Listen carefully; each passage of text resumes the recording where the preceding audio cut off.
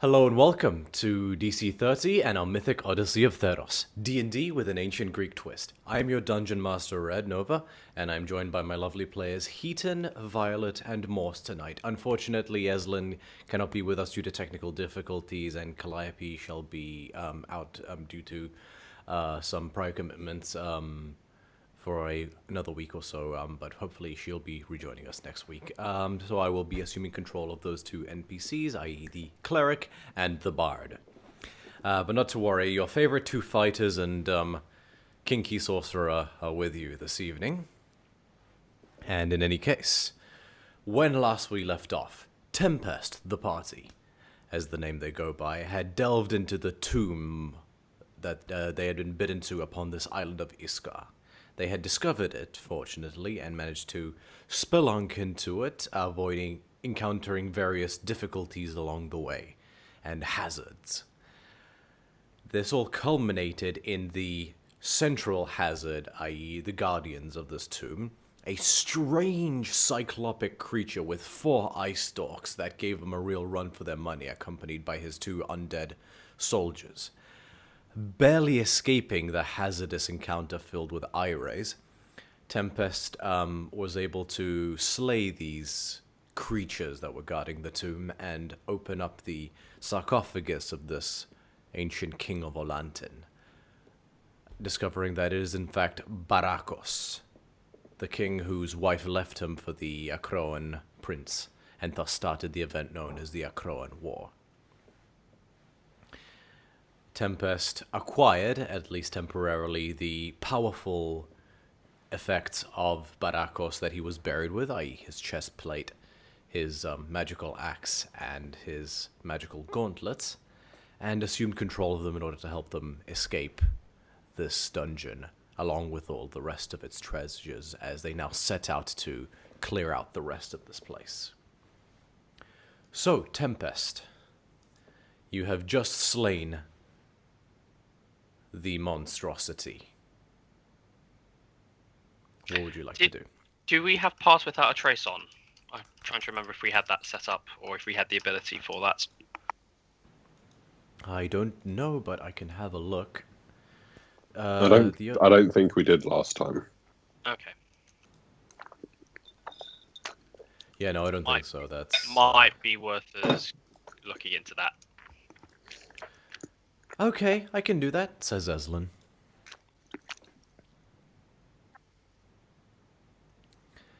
She's going to rifle through her spells.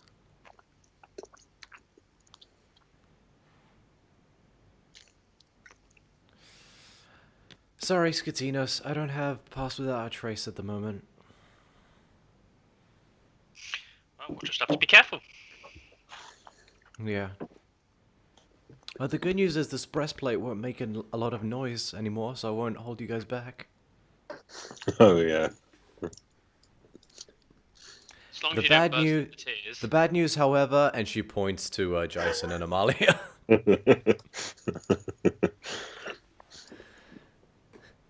Sorry, guys, but it's true.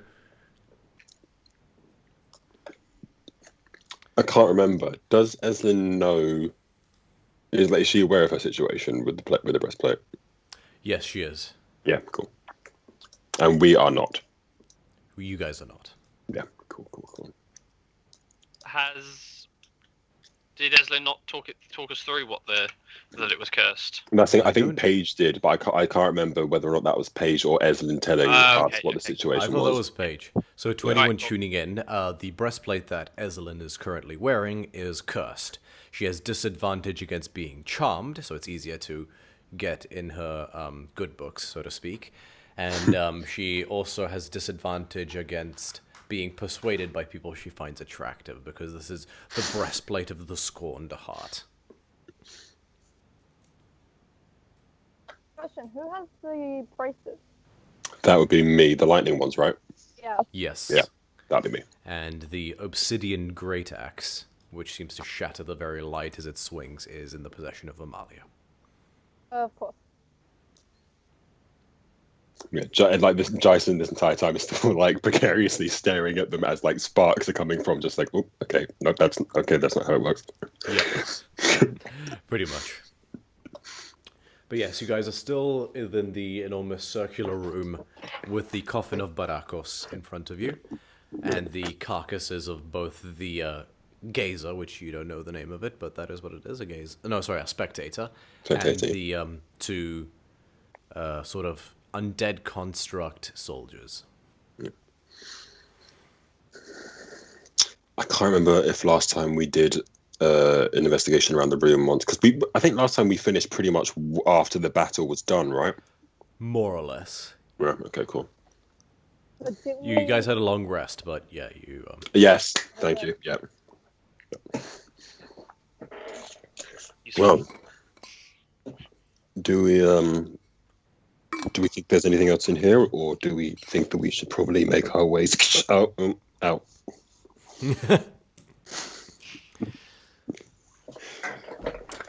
Let's move. Yeah, hang on one second. Calliope will have... Says Calliope as she has one last look. So for investigation, she rolled a 13, which brings her total to... Oh wow, she's got expertise in investigation, so that's a 21. Jesus. She does a very thorough top-to-bottom comb of the room and finds nothing. Okay.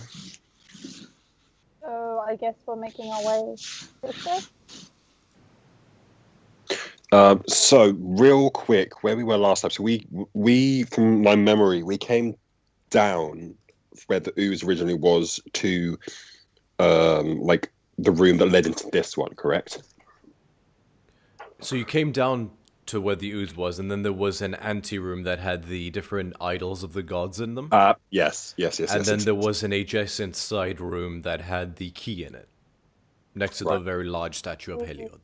I remember there was like a parallel or adjacent room that we didn't go into because we went into the big circle one.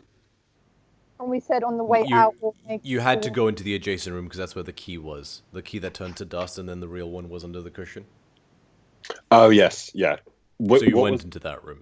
Yeah, what was the room that was either, I think it was before the ooze, which was one which we were all downstairs and Calliope tried to open and couldn't.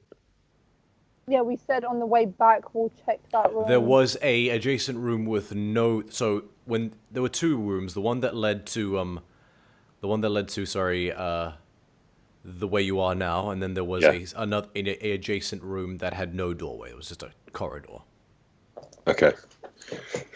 Well, I guess kind of talking to the rest of the party, as Eslin and Calliope included, do we want to try and make our way out, or do we want to dive further in? What is the consensus for you guys? I mean, we've only really gotten 3 things so far. We should really try to see if there was anything else buried here. This was not the person we were Told to coming find. for. No, this feels like it. No, this It is. It is? Oh, well. I mean, I don't remember Daxos telling us that there was someone specific. We didn't know. I don't think he knew or anyone knew the who was buried here. Yeah, I think we were just here to kind of see what was basically here, right? Yeah. Yeah, but we're looking for a sort of crown thing with the flowers. I and the would flowers. say that we have certainly done enough to repay. You mean this crown? You mean this crown, Amalia? No, yeah, we found the crown. Yeah. Oh, okay. The crown was just a way to find the tomb. I think it's worth combing this place top to bottom. I would want to miss out on something important. Yeah. We have done enough, I think, to have paid our debts back to Daxos, I think. Yes. So if we continue, I think it should be on the understanding that we should be more flexible with what gets sent back. Well, we're technically going to give him everything, and then maybe if he's nice, he'll give me the axe to keep just. I might have These- some pie in them. Begging. How much was your fee, your bounty, or your bail? 900 gold.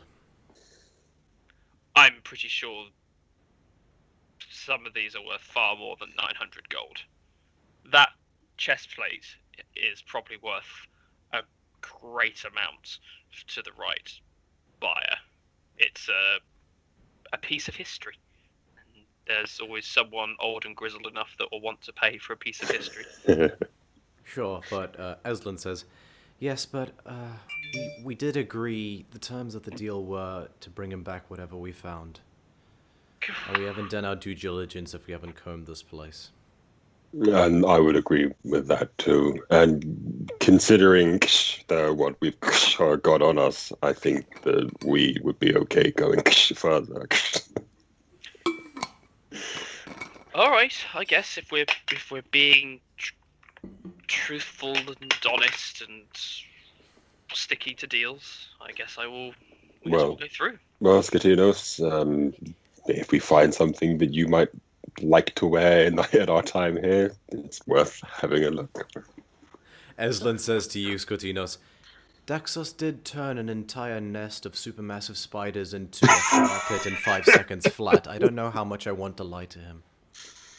And also, he's been our friend since the very first day we got there. In Medicis, I think. I've only known him for a few days. Yeah, but we've known him longer. Inside joke for people tuning in for the first time. This is Morse's second character. Cool. Yeah, we'll travel on further. I don't know the layout, so I'll kind of stick to the middle of the group and.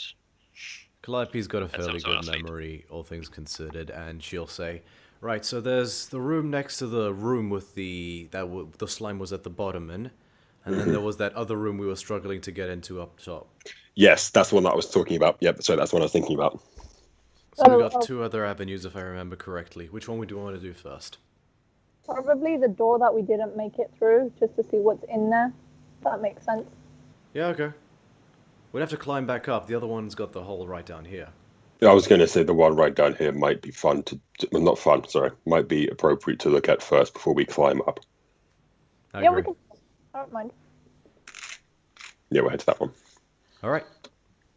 So, you make your way back through the corridor and to the room that had all the various different idols of the gods, and you still find them there with your various little amendments to them to sort of spruce it up and keep it feeling more like a place of worship. Walk back through the other door into the room where you encountered the gelatinous cube, also where the gelatinous cube was after it had risen up.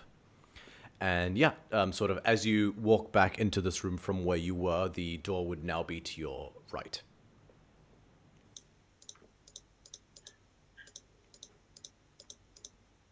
And there's nothing on the door, right? It's just a door. There is no door. It just goes straight through. It's like a corridor, right? Yeah. No, so it's not so much... Okay, so make a perception check.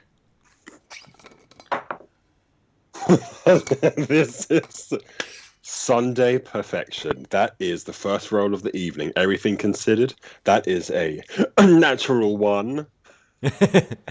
Hard to tell in this darkness. You don't exactly have great dark vision, so it's just black to you. Yeah, I'm staring at the glove still as well. For fuck's sake, a natural 1 on the first roll seems so appropriate for tonight. Oof. I can't see in the dark. Does anyone else want to try? I will try. See in the dark. Amalia, make a perception check. Perception. Are you, so, just to be clear though, how far are you walking into the door? Are you sort of like peeking your head through, or are you just going to try to look at from where you are? Well, because I'm taller than everyone apart from Jason, I'm probably going to tilt my head and walk forward. Okay. 18 plus 4.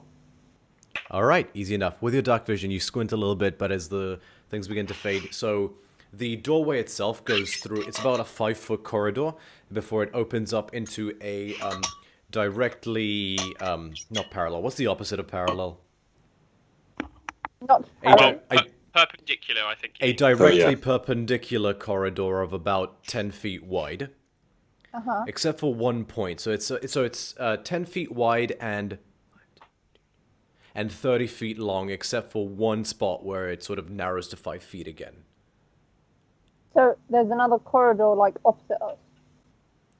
Oh, so you go in, and then you're in. It's almost as if the doorway you're standing in is one of the doorways in a corridor. Okay. So if like this is the corridor, you guys are appearing here. Yeah. This is the doorway where you're looking in through, and you're sort of in this corridor here. Okay. You look to your left. You just see blank wall. And you look to your right, and you see a very large, about 8 foot tall bronze statue.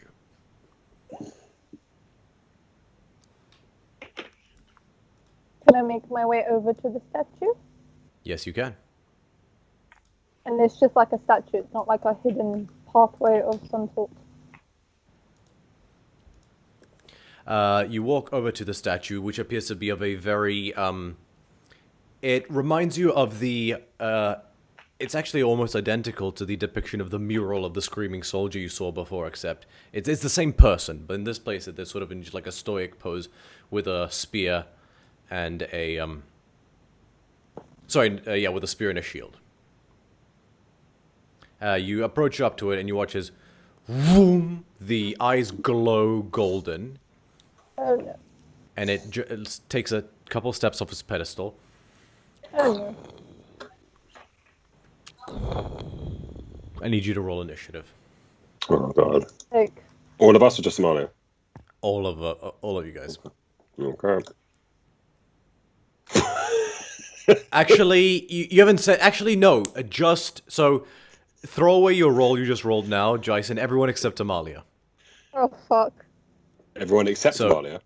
Yeah, actually, I take it back. It's just Amalia who's rolling initiative at the moment. Okay, cool. Oh no. I would just like to say, on D&D Beyond, I rolled it, and the digital roller literally smacked against the screen and fell immediately on the fire, so it didn't even roll, it just went plump. Tell you what, let me do something as well while I'm at it. I am going to activate a new scene. Somalia, what do your cat eyes see? Amalia would wish to roll again, please. Okay, I'm gonna get everybody into this scene, but I've Don't, got a game. roll. I've got a game paused icon at the moment. okay, unpause it. I'm gonna don't roll initiative until I tell you to. So am I keeping my number or no? Yeah, you're keeping your number. Nice try. Yeah. Not even go for trying.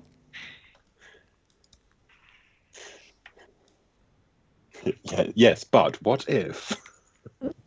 However, on the contrary. I will also switch to battle mode.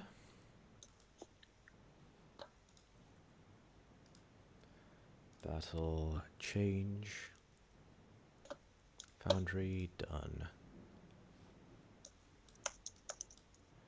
Cool. So yeah, you guys should be able to see in Foundry. Poor little lion. I can. Oh wait, see Jason, you myself. do you still have a torch up or something? I would have. I probably would have like reset one. Also, I don't. Let me check the braces because I know the braces have clouds, but I assume they don't have a light. No, they don't. No, they don't. I Yeah. was going to say that if I don't currently have dark vision, but I have the ability to activate dark vision later on, which most likely will come into play. Okay. I'll do Currently, that at an I appropriate time. just see it. Currently, I just see a black screen with my guy. because- Jason, I'm gonna Yeah. set your token to emit a torch's worth of light, which is 10 and 10, right? I think a standard torch is 10 and 10. Yeah. Cool. Let me just check. So- my... Oh no, 20 so it's 20-foot radius and dim light for an additional 20 feet. Got it. For the love of why does this thing never do what I want it to do? Cool, golden light. I'm slowly mapping out the space by dragging my character left and right. By the way, I have an actual torch if one of you wants to actually use it. Nah. It's okay, Jason has a torch. Yeah, I've got a few torches. It's all good. Cool. Oh, right, that is Oof. the wrong color. I have the What did you power! do, Amalia? Do not take the gem from the pedestal without putting an identical sack of grain on first. Boo, no!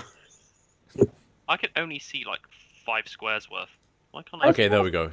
I didn't do anything. I know not to do. Oh. How can you only see 5 squares worth? I'm looking I at don't your know. screen. For some reason, the zooming is a bit weird. It's my end. It's fine. No, yeah, I can see. Pretty. It's kind of like Look at this zigzag. It's a It's like small map. I'm assuming it's Yeah. a small map. Yeah, it's a small map. Yeah, cool. Yeah.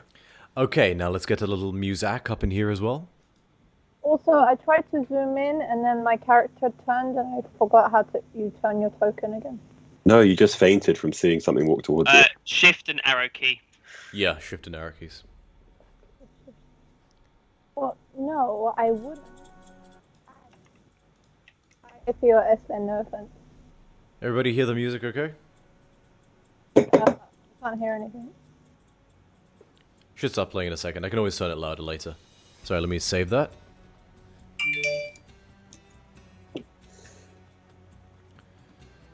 Okay. Let us begin. So, Amalia, actually, it's a good, let me...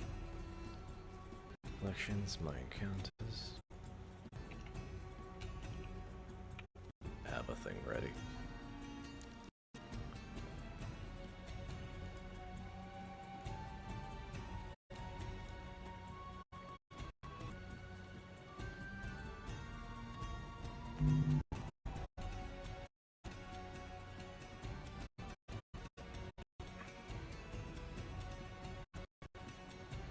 Cool, yeah, sorry, just doing some... Very well. So, Amalia, what did you roll for your initiative? 7. Okay, he is going first. No,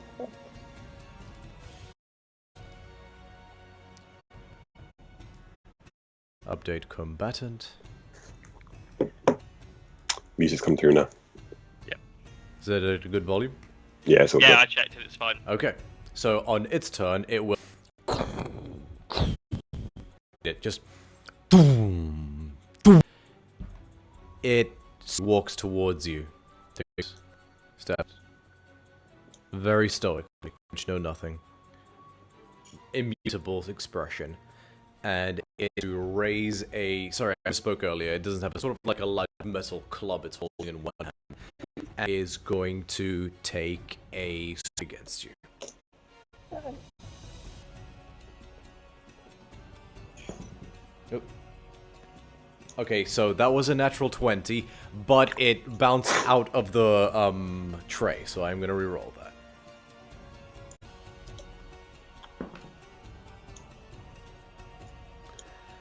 that. 16? Just hits. Okay. You take...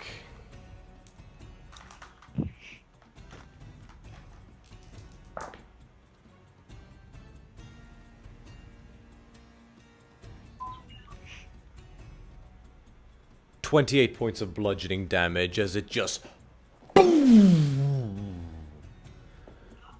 Like, you feel a couple of your teeth loosen as he just straight up backhand bronze clubs you across the face. A spray of blood spits out of your mouth and just splatters against the wall. You're like, "Puh!" And you're like, I'm gonna need to see a dentist afterwards. Did you say 28? 28 points of bludgeon damage. It is your turn. I'm gonna grab my battle axe. And I'm gonna hit him. Okay.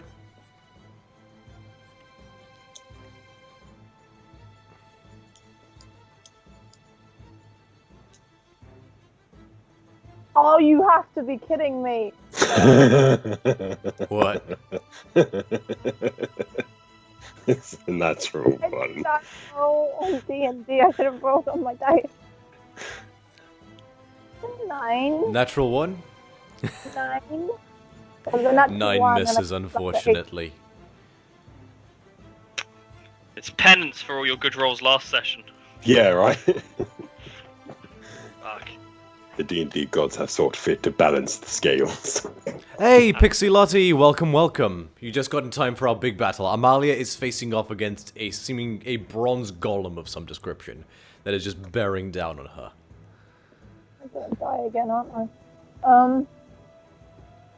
Can I hit and hit it again or no? Yes, you can try and hit it again. You swing, and unfortunately this thing appears to just be made out of solid animated metal, and your powerful enchanted obsidian axe still sparks with an awful... Actually, no, never mind. It just bounces off almost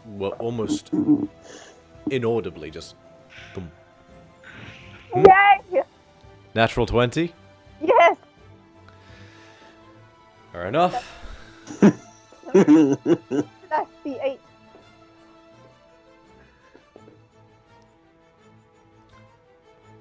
Go ahead and roll damage.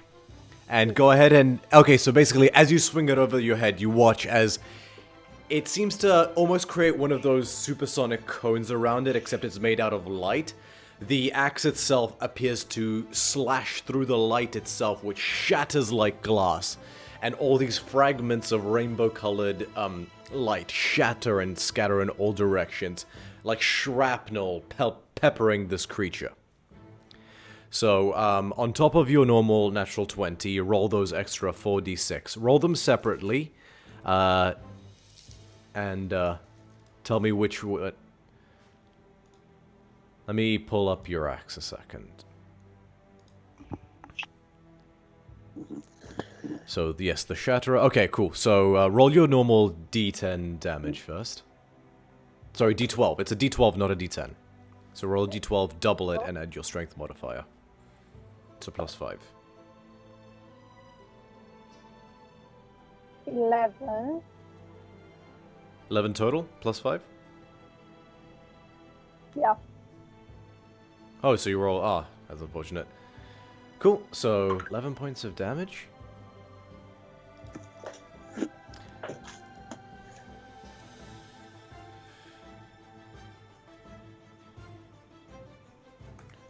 Okay, now, so we're gonna start with cold. Roll a d6.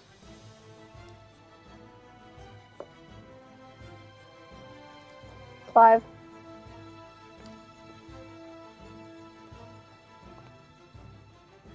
Okay, roll another d6. 6. Okay, so it takes an extra 6 fire damage at the end of its turn because you rolled a 6 on fire. Yeah. Roll another d6. Jesus. 6. I can take a target picture if you want me to. The target can't take reactions until the end of your next turn. Roll one final d6. 2. 2. Okay, cool. So that was a total of 12, 17, 19 additional points of cold, fire, lightning, and radiant damage, and it now takes an extra 6 fire damage at the end of its turn and can't take reactions until the end of its next turn. Bloody hell. As you basically just turn the light itself. You, like, just rip the light from the very air around you and turn it into a claymore mine of shrapnel of multicolored rainbow that scatters into this creature and just peppers it. And it sort of takes a step back. Boom, boom. But it gets up and will come back at you. So a total of, an extra, 17 points.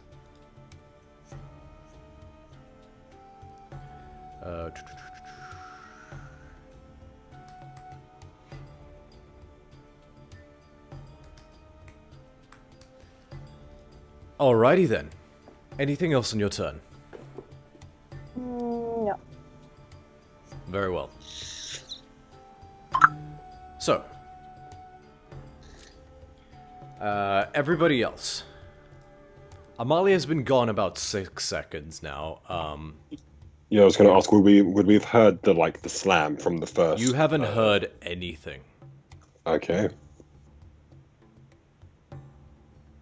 So the question is 6 seconds enough for you to wonder where she is? I mean, she's peering around the corner. I think Jason probably peer around the corner too to make sure that Like it's like I wouldn't have followed that much further behind her. Okay. So, Jason, you, I'll go, yeah, cool. You move over and you peer around the corner and you see Amalia locked in battle with this bronze construct. I'm going to turn to everyone else and go, she's going to need some help, and I'll go in. As you turn, what you guys see is just Jason go, Oh. Oh no. and then Jason turns in and runs. Yeah, I run in. Could I roll a? Jason, roll initiative. Yeah, we'll do. Could I roll an insight to determine how desperate that, or like Make how an insight concerned- check. Yeah. 23 from me.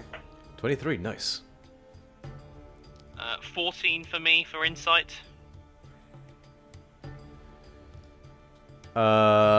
You seem pretty animated, and you just watched them running after Amalia. I'll probably go to everyone else and go, maybe we have to keep quiet, and I'm going to try and sneak round the corner. Okay. Nice. You sneak round the corner and you now see Jason and Amalia locked in battle with this creature. I'll go ahead and move you there. If you wish, you can roll initiative. I'm gonna roll, say everybody roll initiative now. Yep, okay. That was a... oh, I like that. And that's Oh, initiative, nice. and I just rolled I'm trying the latest of the virtual dice from that have been available on the Everlasting Rhyme dice. Yeah, it it did disappears. it did a little snowstorm when I Yeah, got the it's 20. nice. That was nice. I like that. Yeah, it's So 23 for initiative. Nice. 22 for Calliope as well.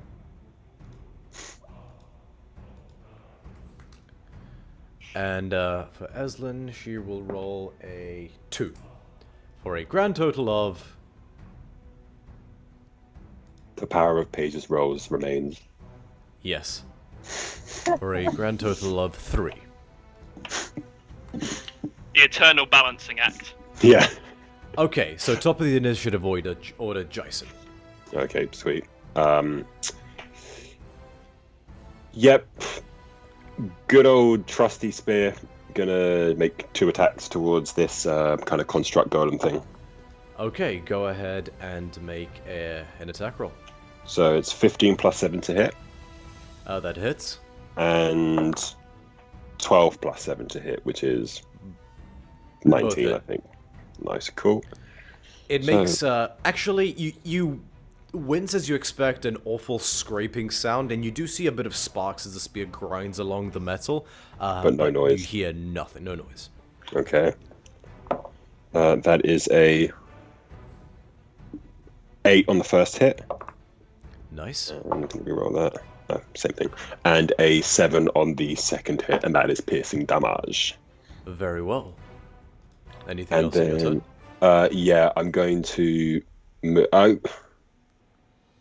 I can't move behind it, can I, without making some kind of roll? Because I'm kind of like, I'm kind of like I'm going gonna in say space. this thing's like 8 foot tall and built like a brick shithouse, and Yeah, made out it's- of metal, so you can't move around it at all, unfortunately. That's fine. I will then just move a little bit here, Very well. and that's my turn. All right, Skotinos, it is your turn. 23 as well for you. 23 was my total, yes. Okay, I think you have a higher dex than Jason. My don't you? dex is +3. But Mine's plus 0, but did I get 24 or 23? I thought you got 23. That's what you said to me. Hold up, I got 18, 19, 20, 21, 22, 18, 19, 20, 21, 22, 23. Oh yeah, I did get 23, yeah. So, Okay, so Skitinas would have gone behind it. Well, We'll that said, we'll do I- it for like, next. We'll remember it for next time. But so I I was changed the also initiative sneaking order. up, but- like I wasn't initially thinking it was a fight. I thought that Jason was saying we need to sneak up on something. Yeah, so and that I could be part did of go in first, so yeah. Cool. We'll remember it for next time. It's no all good. biggie this time. But Either all way, good. I don't think Skatinas has a great deal that he can do to assist with this specific fight. So what he's going to do instead... just take out a packet of chips and just like. I think if you do the Destiny 2 popcorn animation, just be like eating and just look at this. No, I think I'm gonna try and apply the help action. So 5. I'm gonna get into combat range to do this. Moving through Amalia, so 20 or whatever movement, and I'm going to try and goad the creature into attacking me. Welcome back, Strawberry and Ed. Sorry, just to quickly recap, they rounded a bend in a different area of the dungeon and came face to face with a giant golem of bronze that is now fighting them. I'll zoom in a little so we can see a bit better. And rather than trying to aim for a blow, I'm just going to take my daggers, and I'm just going to kind of not really wave them about, but try and get in the way of its ease of movement and striking to try and make it difficult for it to lay another attack on Amalia as I give the help action to Amalia. I'm gonna say make a performance check. Okay. 19 total. You know what? I'll say that's enough. Amalia, you have advantage on your next attack. Oh. Alright. Because of that, I'll stay where I am. Calliope is going to squeeze past Eslin and hop on down here. Let me just zoom out a little so we can see her. There we go. Can everyone see everything okay?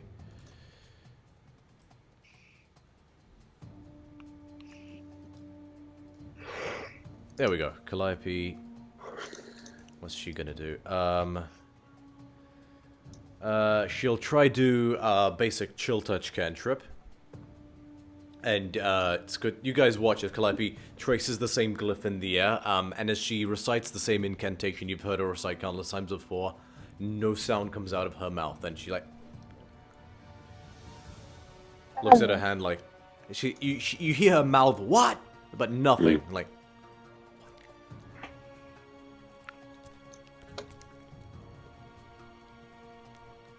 That's what.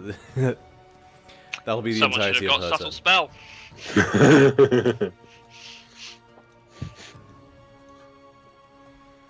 Okay. That'll end Calliope's turn. This thing's go now. You watch as its sort of eyes like its eyes glow red, and you hear an audible like sound, like almost like humming metal. And it seems to like almost like you swear it almost sounds like it's thinking, like it's calculating something. And it sort of like stares you all down. The way the bronze shimmers and ripples is almost as if it were liquid, but as you can attest, Amalia, it's very much solid, and it sort of surveys its surrounding for a moment before the statue opens its mouth and a almost colorless gas erupts out of it and permeates all throughout the room. And you guys, I need everybody to make a wisdom saving throw. Oh god, this went really well for me last time. Oh, and it seems to have continued. That's a 10 for me. 16 That fails. for me. 16 fails. Okay. Eslin does not have to make the saving throw, but Calliope does. Calliope fails. And Amalia is gone.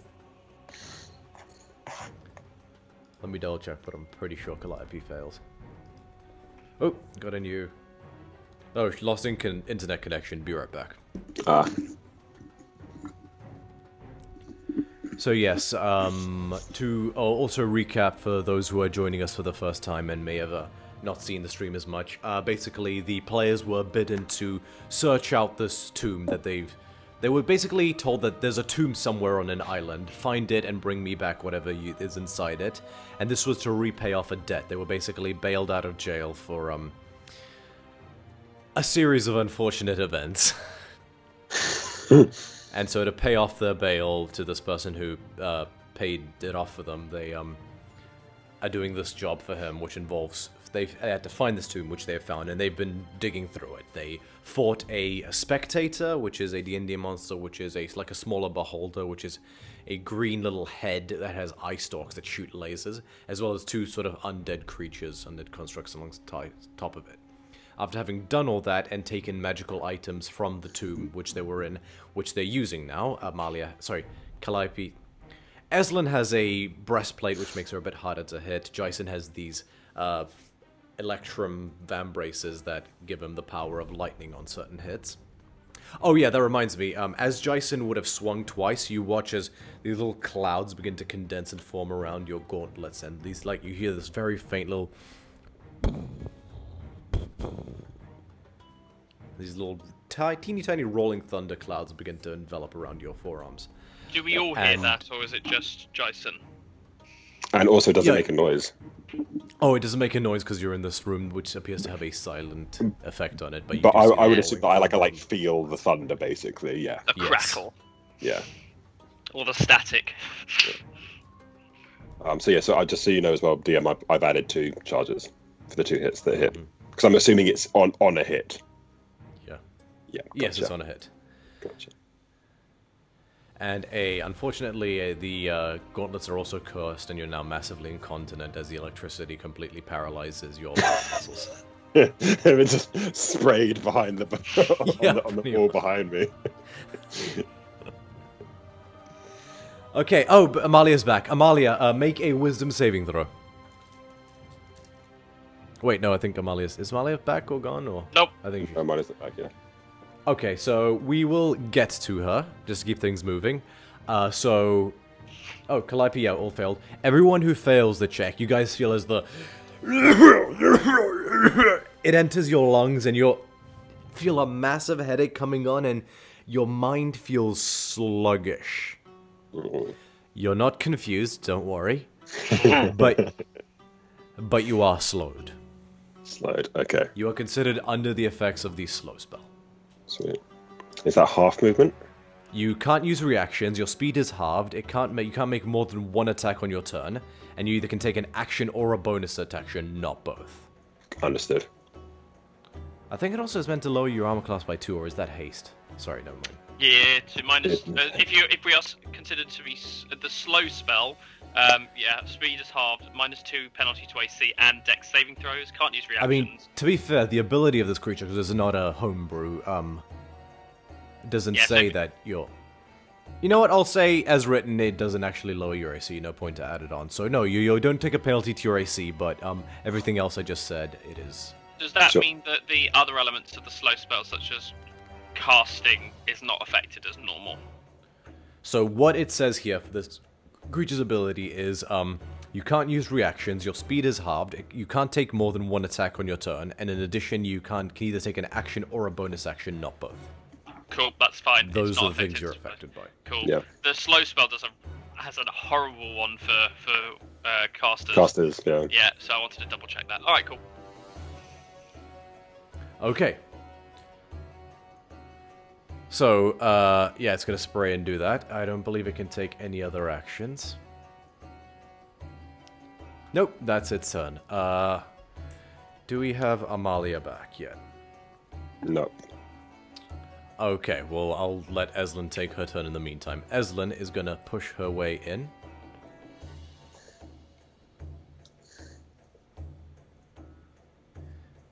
Actually, she's going to make an insight check. Natural 20, so she is going to see what's happened. She's going to see Calliope do that, and she is going to take 1 step back and sort of angle herself here to where she can sort of slightly see into the room. And she, with a full throat and able to perfectly make sound, is going to cast Spiritual Weapon. She recites the same incantation, Haraktakra Rukti Zamati Defreno. And the same astral glowing blue constructed of light trident appears. Where the hell is the trident? Oh, Spiritual Weapon, Eslin. Cool, so that's just an icon, but it obviously looks like an actual trident, not just its head. But she's gonna move that there. She can't move it on this turn, but on next turn she will use her movement back to 1, 2, and she will wait to. Let me just get a second. Well, she's gonna wait to use that on next turn, where she can move it, which I believe. Amalia's back. Amalia, can you hear me? Yep. Please make a wisdom saving throw. What happened now? The creature sprayed gas everywhere, and now you're all coughing. But we can't hear each other cough. Oh wait, are we all on you, or is it just? You're all on mute.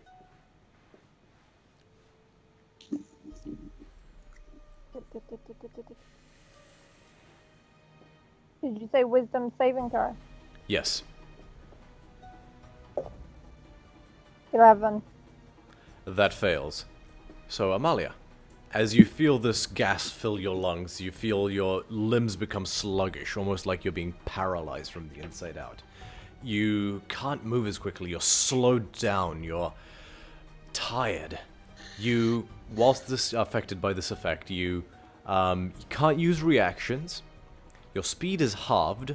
You can't make more than one attack on each turn, and you can either take an action or a bonus action on your turns, not both. I'm sorry, you did what? I gave you heroin, is basically the way to put it. We're all slowed, basically. Yep. If you could talk, you'd be totally like, "Oh my god, what is going on? Why do I sound like this?" Okay. Alright, but it is your turn, Amalia. Slash it with my axe. Cool, make one attack. No.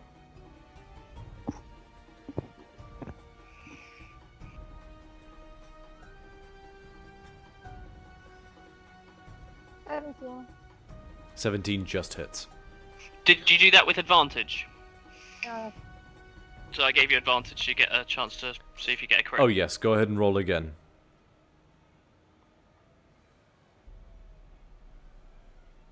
16. So 17 is. Okay, yeah. Cool, yeah, so you still hit. So yes, 17 just hits, and you measure... just nothing. You, absolutely hear nothing as it connects, but you do see a nice shower of sparks as the obsidian-chipped blade of this enormous Epsilon-style axe just shaves a section of the bronze off. You imagine it would make quite a nasty sound if it were making sounds. Yeah. For those of you tuning in as well, Amalia has what we call an Epsilon axe. It's an ancient Greek design that's sort of like, if this is the haft of the axe, so this way, the blade would be mounted on it like this, with a section in the middle. If you Google Epsilon axe, it's kind of what it looks like. For those of you who are interested in historically accurate weapons. Anywho, Amalia, go ahead and roll damage. 9 plus 5. 14. So, 14. I love how you just outsource your mathematics to me.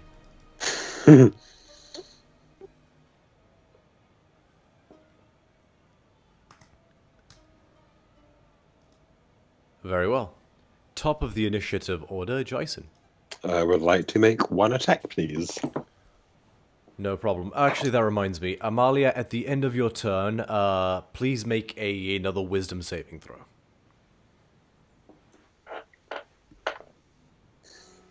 19. 19 succeeds. You do manage to clench your entire body. You guys watch as Amalia, see, almost like when Vegeta goes Ascended Super Saiyan, you just for a moment as you almost squeeze the toxin out of your body with your muscles, and it just vents out through your skin, and you're like, I mean, you try to roar, but you're just like, you are no longer under the effects of it. Jason, go ahead and take your attack. That's it. I'm so sorry. Whoa. That's an 18 to hit. 18 hits. Go ahead and roll damage. Oh, that is a 10 points of piercing damage. Nice.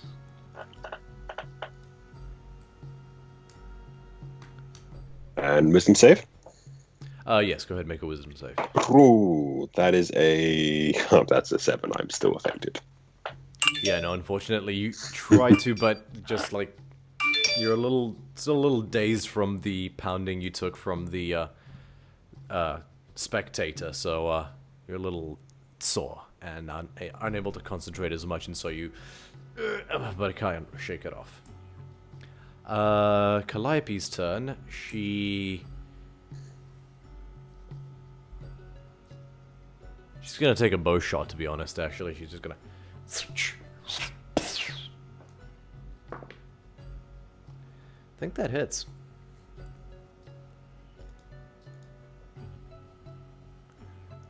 Calliope rolled a 22, so that definitely hits. And 7 points of damage, which it is not immune to because it is magical.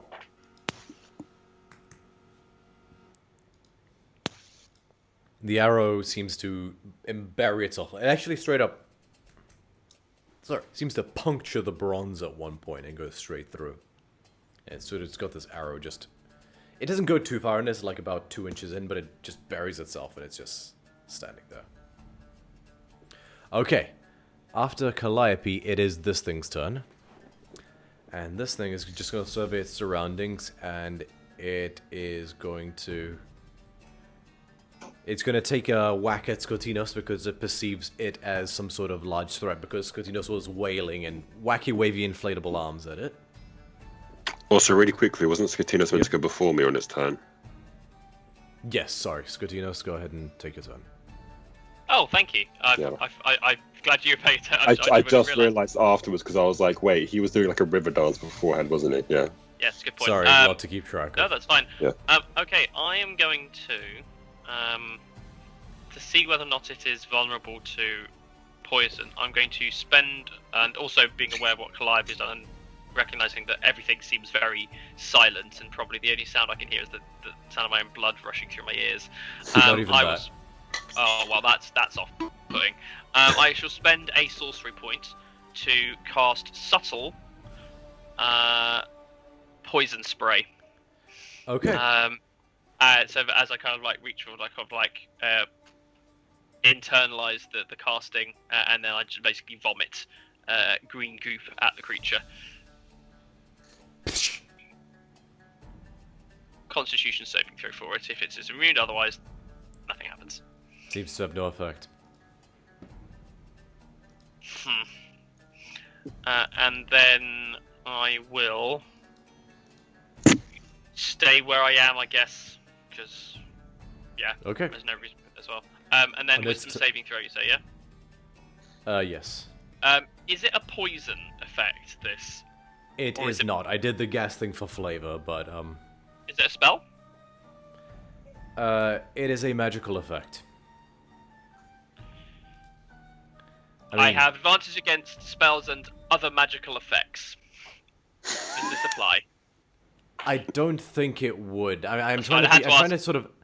No, I'm trying to analyze more of what that means. I think it's just effects of magic. Yeah, if it's but- like a constructed, it has like gas in it that it just like expels. That would just be stuff. If it casts as a magical thing, then it would be okay. Fine. Either way, It didn't really wisdom cast it. Just the effect is just slow. That's all it says. Yeah. Recharge 5-6. I feel like this is more of a substance than a magical thing. I did also. I just wanted Yeah. to double check. Okay, it doesn't specify the gas thing and the flavor of the thing. That was sort of like a me thing. So I'm Right. gonna roll with it this time. Yeah.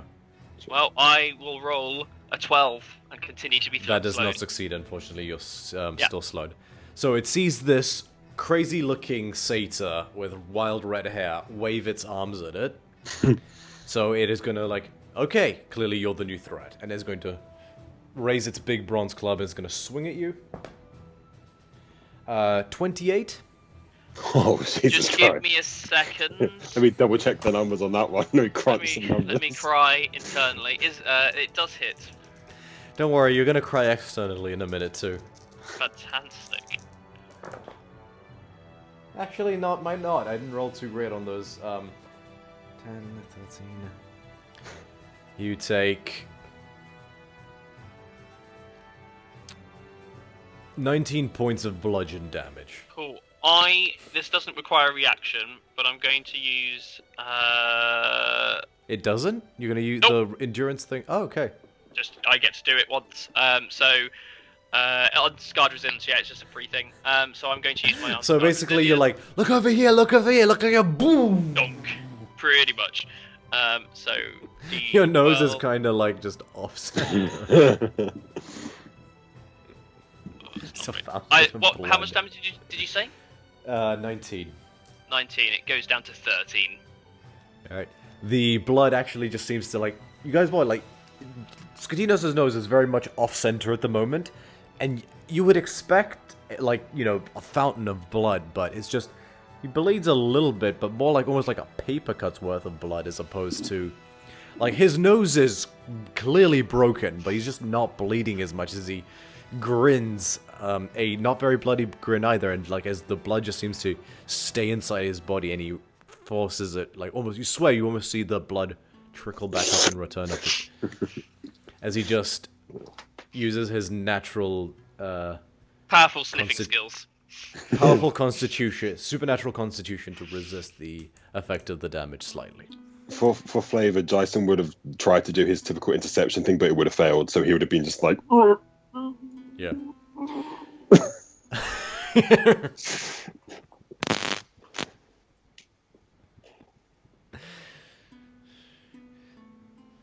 Yeah, so after that, it is Amalia's turn. So you see the statue. Yes, the bronze golem, yes. Yeah. Is it like slit anywhere since we've attacked it? It does have some gaps in it, yeah. Okay. Can I aim towards, like, does it have a gap like near its like torso? I'll say make a perception check.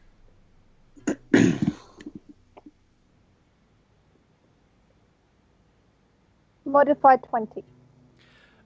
You don't see any gaps near its torso, but it does have a sort of slash wound that you made earlier when you did the whole Shatterer's big swing. That seems to have like almost like a big a canyon in the shoulder blade. Okay, can I aim towards there again then? Go for it. Go ahead and make an attack.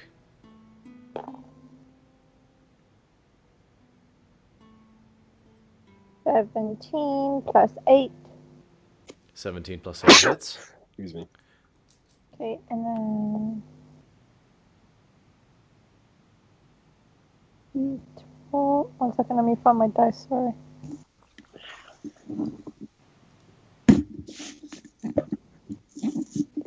Oh, I almost forgot. It would have taken an extra 6 damage from that fire effect, so let me just make aware of that now.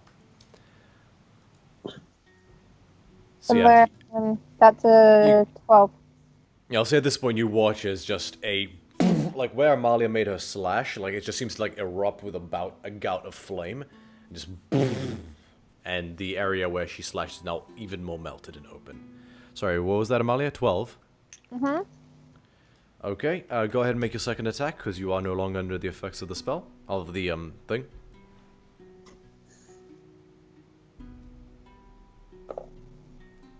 Natural 20.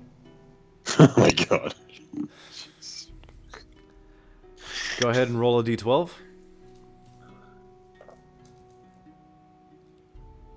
10. 10 total. With your modifier? Mm-hmm. What'd you roll? 5. So that's 15, because it's plus 5, remember? Oh, yeah, sorry. Okay, go ahead and roll 4 separate d6s. Do them one at a time. Roll a d6.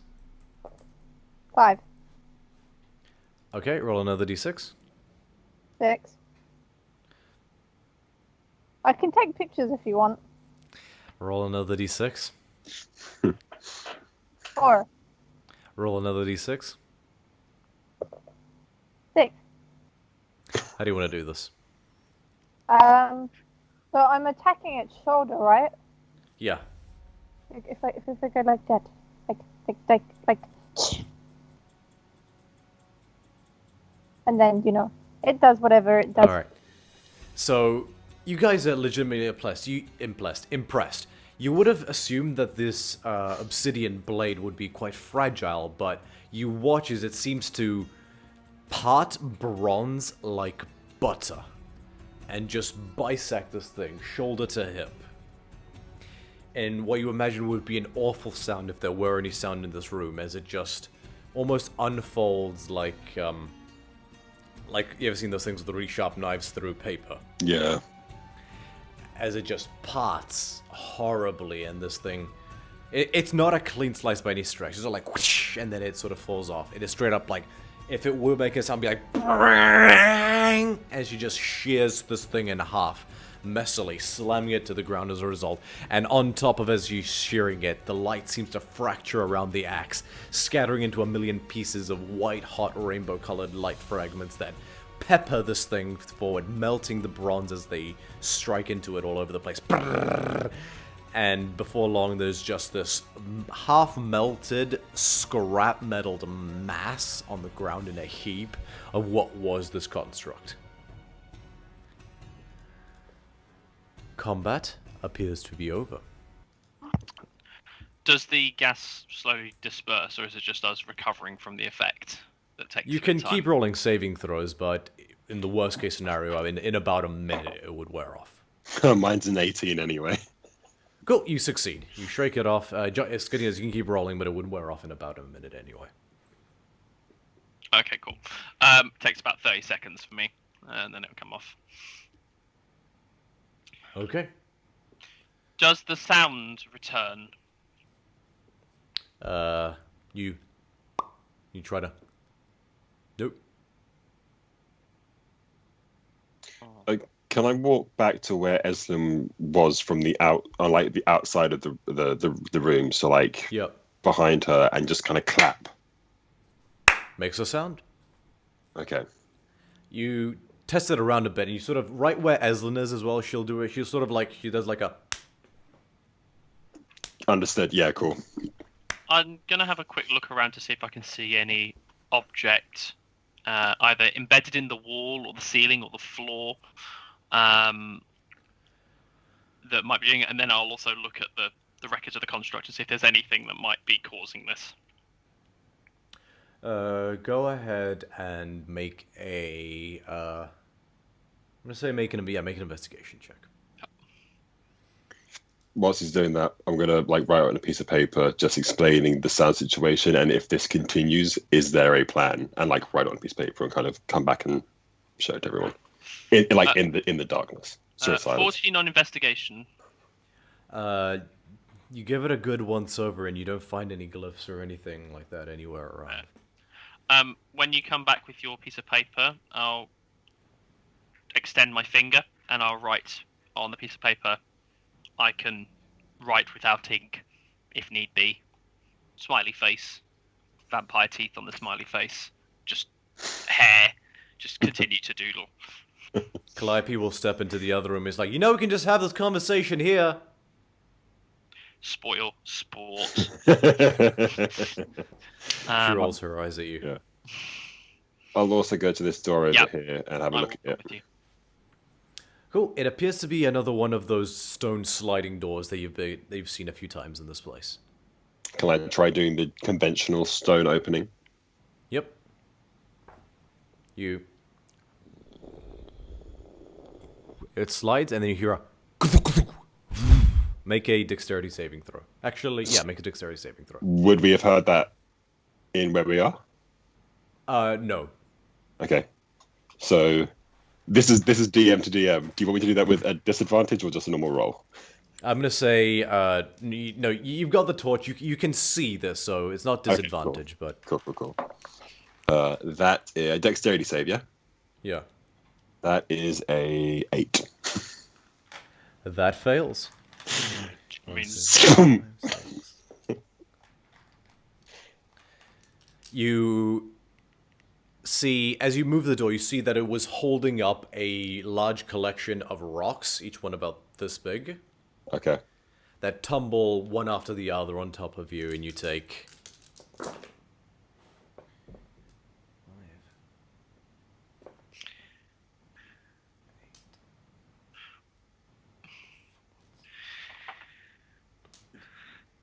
30 points of bludgeoning damage. Oof, okay. And you are, yeah, pretty much just boom, like one of them, like straight up, you feel concussed after the first one, like a black eye from the second one, and the rest are just hail down on your body, just, and you're just like left there on the ground. You go prone, which, if any sound could be made into the room, is what you would hear. But it's just like, yeah, I'm gonna sort of reach, like, hurriedly lift each boulder and kind of like move them out the way. easy enough to do. They're not terribly heavy individually. Is there anything we can see from the doorway, though? Make a perception check. Good. I focus on freeing you and bringing you back up before I look through. Thank you. All right. 16. 16? Huh? Peering through, you see a room that's comparatively smaller to the others you've walked through so far. About 10 feet long and 15 feet wide. The walls are beautifully adorned with murals. And if you peek in a little bit more, you would see that the wall to your immediate right has a grand image spanning the whole wall, depicting Heliod looking down at Smiling. At the other end, your eyes fall upon a white sarcophagus. Once Jason is free, before I go in, can I quickly just look and see if there's anything of use or value left in the smouldering heap of metal? Oh yeah, go ahead and make an investigation check. 8. You find its core, which has a series of glyphs written on it that some of them you recognize around, animation or conjuration to sort of animate it up. But with the magic dispelled from the damage, it's just a hunk of metal now. Yeah, okay. The power was in the glyphs as opposed to the actual material. Yeah, I get you. And yeah, once the glyph was spent, that was kind of the end of it. Yeah, cool, no problem. I will step inside the next room. I would too. And I will then clap to see if I can hear noise. As would I. And we trigger the ads. No. Did you say that we can hear or we can't? You can hear sound. The clap rings out in this room. Okay. It's better here. Thanks for taking that one, by the way, Jason. Yeah. I'm literally just like discombobulated from getting basically Bug's life. Had you been able to hear me, I was going to suggest that I turn into a puddle of blood and slip underneath. But I guess... Yep. I think, and no matter what would have happened if the rocks were on the door, I guess it's probably better that I took the brunt of that one. Eslin's gonna do a third. Does she have cure wounds prepared today? No, she doesn't.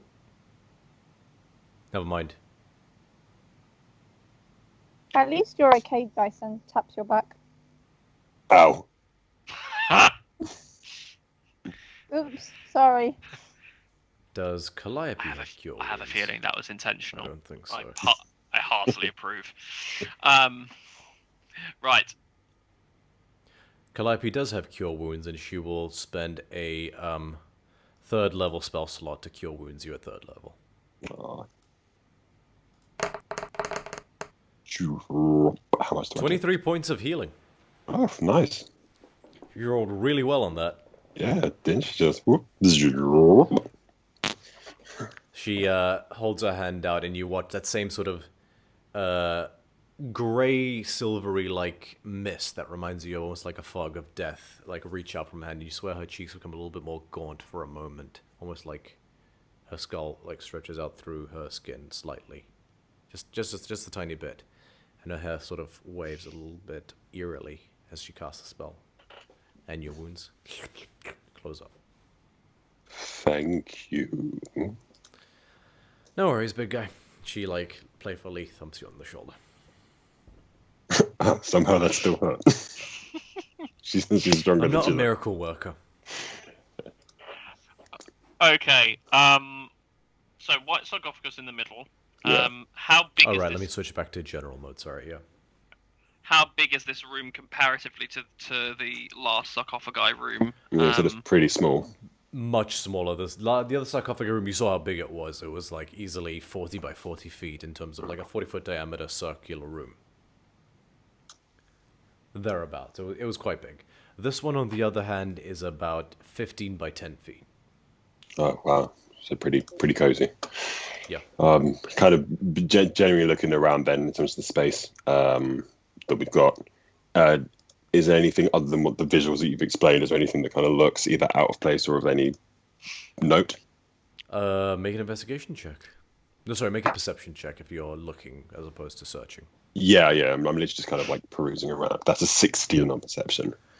The beautiful murals, you sort of study them for a moment, and they seem to depict a woman the same woman in various sort of states. In one, she's sort of weaving happily, surrounded by other women. In another one, she's sort of bathing by a riverside, and in another one, she is sort of happily sprawled upon a couch, eating grapes. Okay. Definitely the most resplendent one is you see of Heliod, and you sort of, as you angle yourself, he seems to be smiling down at the coffin. Down the woman. Yeah. Cool. The coffin itself, the sarcophagus itself, looking at it, is a beautiful pearly white marble.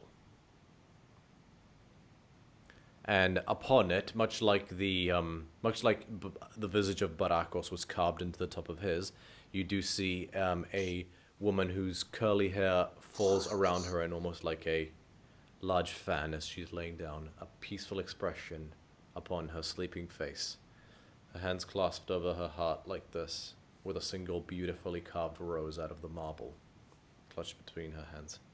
In just a very simple white flowing robe, which has been exquisitely sculpted to hang off her body and just resemble flowing cloth, and it gives almost the illusion of transparency with how perfectly it's been sculpted.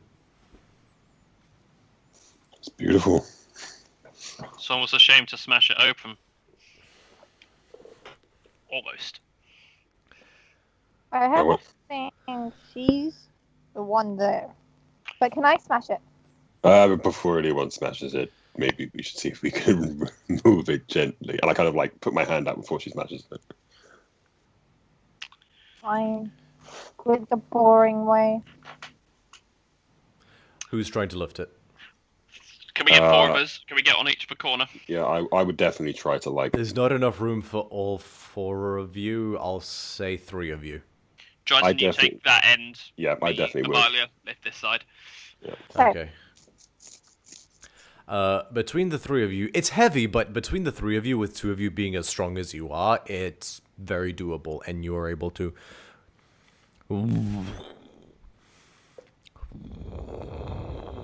you slide the coffin aside. So the lid of the sarcophagus aside, and you're in fact actually, with great difficulty, still able to lift it, and you're able to gently set it down on the ground as you slide it off. It's heavy, but between the 3 of you, it's doable.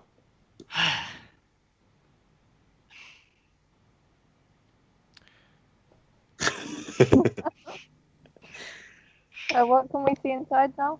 Since we've You see an empty coffin. That's odd.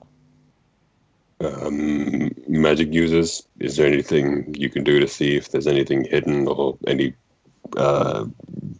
resemblance of a spell?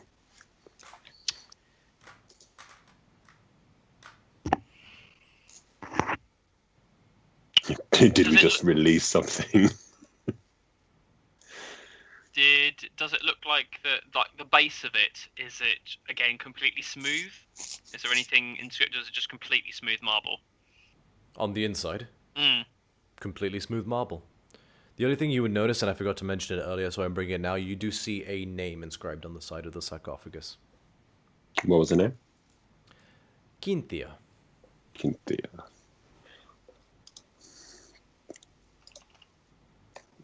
I can't tell if that sounds familiar or not, but that might just me being Does stupid. sound familiar. Though, isn't that the name of a town? Or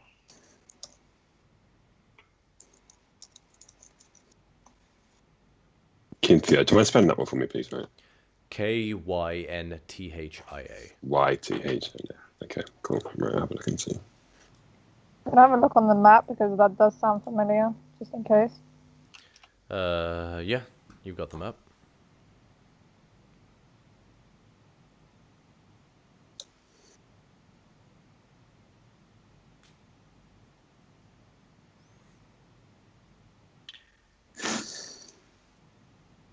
Does either Calliope or Eslin know anything about Kynthia or strike any bells? Aslan wouldn't, but Calliope's going to make a history check. Natural 1. Okay. can I give it? I think Something's- Calliope says, "Is that a sandwich?" I feel like that's a sandwich. I think I'm definitely off for some reason I'm thinking it's something to do with Thorica. Some reason I'm thinking I want a sandwich. Could I make a history check as well? Go ahead and make a history check. Well, the good news is... You know what? I'm certain you're right. It is a sandwich. There is. I'm pretty sure that. A natural 1? Yeah, you're right. It is. It's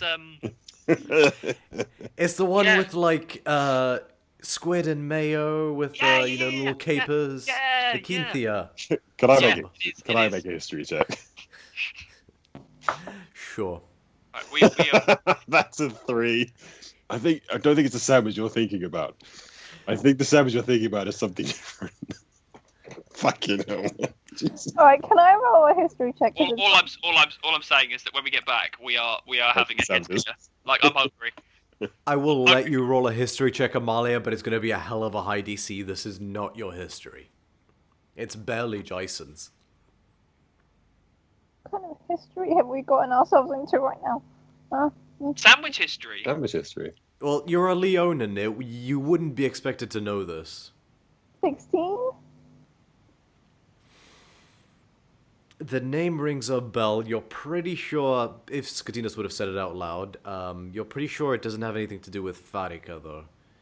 It sounds like... You're pretty sure it's a person, not a deity or anything. I legit thought you were going to say not a sandwich, like in all sincerity. Possibly not a sandwich. I think the sandwich you're talking about is a different name because I have a feeling this is a person. Well, no. Let's cards on the table here. I'm fully understanding that the sandwich that we're both thinking of is probably named after this person. I just don't know who this person is. Person is. I understand the business logic that has gone there, but I would imagine it must be someone that is known. there any... Calliope has taken out a loaf of bread and is already applying mustard to it. Where the hell I'm did you sorry, get we that were talking about it. And... If you can, have you got that squid? It must be off if you have squid with you. Question, is there anything in the room that gives us... And Calliope says, "Gentle repose, baby." You've got a squid with like 2 copper pieces on its eyes in a bag. That's a good move. That's the freshest way. Freshest fish possible. For those watching, gentle repose is... Oh, what time is our stream ending? So we're going to be going... We generally go for about 3 hours till 10, but we obviously would understand if you couldn't stick with us for the whole time. It will obviously be up on YouTube later as well. Sorry, I can't always see the stream. I hope you weren't kept too long before I was able to answer. Thank you for watching. Yes, thank you. So we do go to about 10 normally. Gentle repose on a squid, or on things in general. Like if we ever need to do a hunt for something, you just use gentle repose to carry it back. Yeah? I have a DM question. Yes? Is there anything we can see in the room that sort of gives us a hint as to who she is? Oh, I imagine this I'm is pretty this sure is her. the mural, yeah. Is Go someone ahead of and royalty, maybe. make an investigation check. Okay. Is this perhaps the woman that he fell in love with? I mean, a bit awkward that she was buried here as well. Or 18. not. 18? Yeah. So you look around and then you look up. It's like, it's like, oh, it's so silly. It didn't occur to you to look up and you see one final, smaller, sort of like confined entirely within a circle of about this big, but another mural of little colored tiles depicting the same woman and what is very clearly the same bellowing warrior, Barakos, holding each other with a ribbon tied around the wrists. So ceremony. They were married. This is the person, the scorned king, as it were.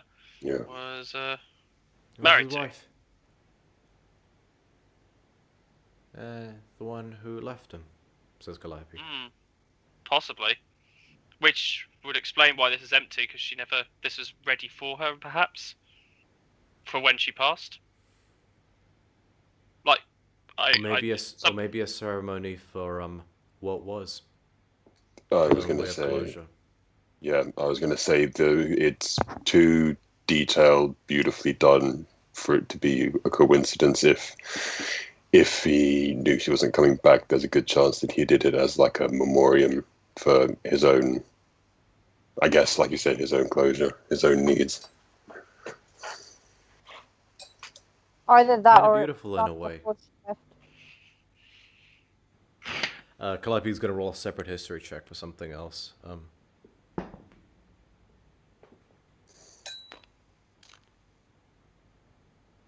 Nope.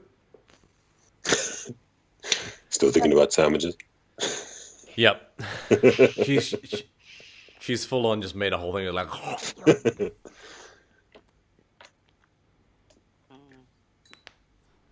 I guess Calliope's next feat will be the chef. That would be amazing. It's now canon. Yeah. Actually, I could see Amalia taking the chef feat with like two tiny axes, which uses like cleavers. That is so cute. I don't think there's anything else of use here. This seems. I am just going to do another search around to see if there's like any other doors or exits or like anything like underneath Make an investigation the side check. of the sarcophagus and see if there is anything else that might be of use. But I get distracted by sandwiches and I roll an 8. Okay. You don't find anything.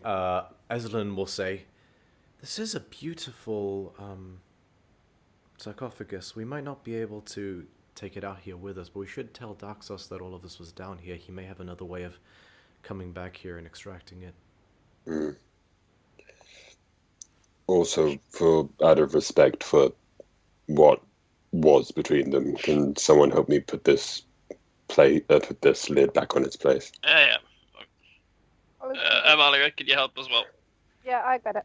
When I say help, I know that you're doing the majority of this. I'm here as more a moral support. You're the guy with like the fingers on it.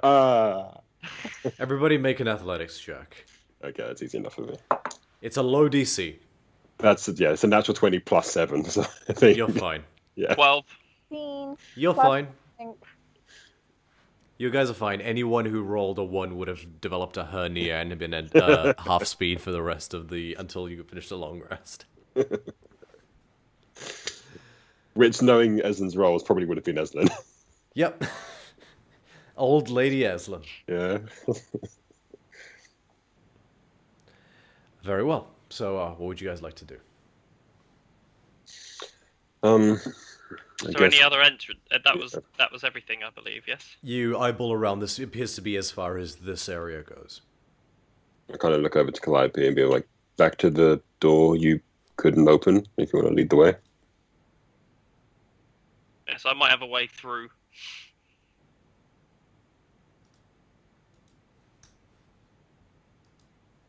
All right, let's give it another go, says Calliope, and you guys make your way back.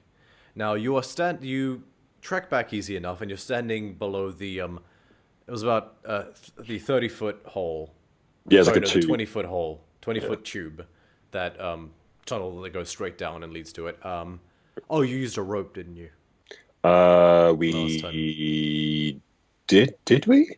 I know that I kind of went down with the spider slippers first, and then I think I kind of saw if anyone. Yeah, no, you must have. Yeah, we must have done a hole because Calliope came down last. Sorry, we must have done a rope because Calliope came down last. Even so, with your spider slippers, it would be easy enough to Easy enough to climb back up. ferry. So yeah, you guys, one by one, Jason using his enchanted purple foot wraps, which allow his centaur form to just clip-clop and just almost Spider-Man style climb up the wall. The explanation is also for our new viewers. Welcome, welcome. You just basically vertically, almost like nothing, walk up, ferrying each one of them one by one. I'm picturing the old '60s Batman series. Exactly, when they're walking on the sides. Pretty much. Yeah.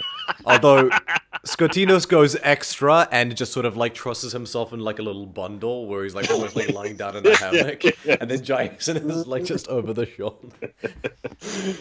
You're like examining your nails. Yeah. Oh no, it's even better. As we're going up, like I've got my finger outstretched and I'm just like graffitiing just a long line just on the wall. Just on the wall. Yeah. That's a bit at the door. So yes, you enter the other room before where you fought the gelatinous cube, and you are standing in front of the door. Yeah. Same looking door. Yeah. I am going to cast gaseous form. Yeah, I kind of like slowly nudge Skittiness forward, like. As you kind of nudge me, like you see my whole body kind of ripple, and like as you kind of pull your hand back, like you've got like a bit of like coagulated blood, and then my whole form just like. Yes, you guys watch as Skittiness just dissolves into a puddle of animated blood on the ground that starts just sort of gently seeping across the floor. That's never going to be fun to watch. I'm gonna try and get through. You are able to find a small enough crack in the wall to just very gently seep through. Dribble through. And you materialize on the other side. What is there on the other side? I will show you. I mean, I'll tell you, sorry. As you sort of seep up and materialize, you peer around and you sort of like bloody puddle form. You see, it seems to contain a large variety of jars, pots, baskets of various sizes, and even luxurious furniture. The far wall has 3 realistic stone carvings of human skulls set into it. Each skulls have large green gems set into them. Okay. Are those skulls looking in a specific direction, like towards the door? Towards the door. Not like all towards the door in like a triangle thing. They're all just sort of looking in that direction. Okay. And as I look up at the door itself, could I see any evidence of anything, like a lock or anything? Yes, Ed, exactly like the Skyrim horse. Sorry. As you turn around, make a perception check. Or make an investigation check, sorry. 12. Easy enough, you do spy a heavy bronze lever on the side. Okay. And you're able to... Yeah, I would have to, in order to interact with it, I have to drop off my spell to interact with it. So I will drop my spell, so I am now humanoid in the room. I will unclip the lock. And the door slides. The big heavy stone door slides to the side and reveals the interior, and you guys see it too. And you peer around, and this room is just full of... In the darkness, it almost looks like crap.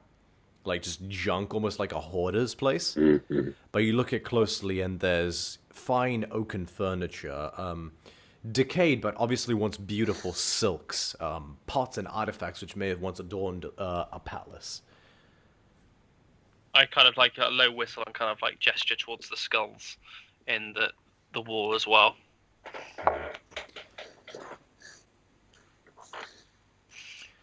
And on the wall, if you guys are facing the skulls, on the wall to your immediate left is another door. And in the center of the room is a about 5-foot disc that is slightly elevated. It's like a stone slab that's slightly higher, about this much, a couple inches.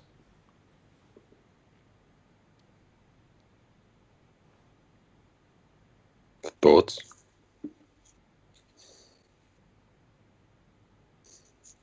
I think we can try and take some things if we would like to, but I would, if someone's able to determine if there's magic in those skulls, Mm-hmm. I get a feeling, if you know what I mean. Yeah, my thoughts exactly. As far as I'm aware, people aren't born with gems embedded in their skulls. Calliope doesn't have detect magic. Let's see if Eslin does. One of these days, I'm just going to have a campaign by myself, I swear. Do all the voices and... Eslin doesn't have detect magic either. Can one of us make a general arcana check in the group? Skotidos, go ahead and make an arcana check. Okie dokie. I am at Arcana check, so it will be a 10 total. They're pretty. Not sure. I want them though. Okay, I think one of us is just gonna have to, like, you know, tappy tap and then see what happens. Anything else that we want else that's in this room before we go for the gems? Make an investigation check. 11. You peer around, you do find a beautiful marble bust, which kind of stands out above the rest. With an 11...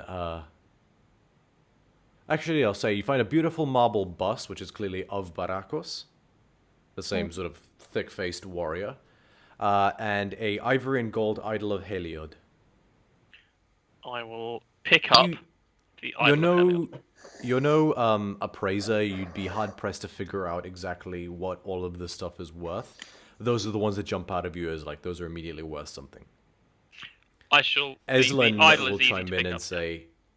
Eslin will chime in and say, this is probably what the bag of beholding would be most useful for. Let's just take it all. Okay, I'll look to it and go, yeah, alright, fair.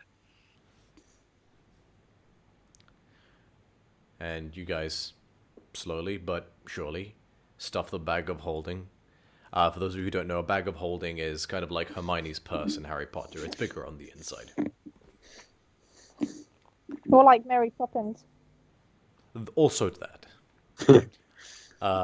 And yeah, you guys slowly but surely over the course of about an hour strip this room of anything and everything inside of it. The bag does open quite wide. This does seem to be a more specialty bag of holding for this sort of thing. So with a bit of careful maneuvering, you're able to slip the furniture inside it as well. But eventually, you're in an essentially empty room after you've cleaned it out. Did we take the skulls as well? So you haven't gotten to that yet. Okay, yeah, cool. I was just double Yeah, I was checking. going to say we do that last. Yeah. Yeah. Do we want to clear the room and just have one person do it?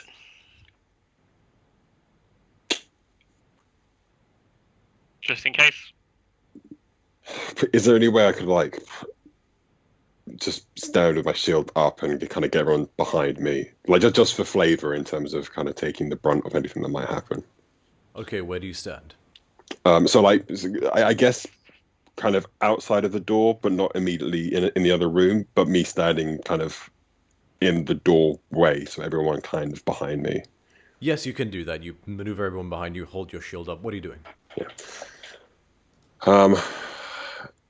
Sorry, let me get a better image of this. So, the skulls aren't in jars or anything; they're just open skulls on the shelf. They are stone carvings, beautiful, but they are very clearly stone carvings of skulls Yeah. that seem to be set in little cubbies in the wall. Right. Okay. 3 of them exactly, each equidistant. Yeah. In a room So- that's now empty, save for the slightly elevated disc at the center. Sweet. So, can I use like kind of the blunt end of the spear to kind of poke it from the side and see if it moves either in the head or if it's Okay, like make a strength insensitive? check. Make an athletics check. That is a 20, modified 20.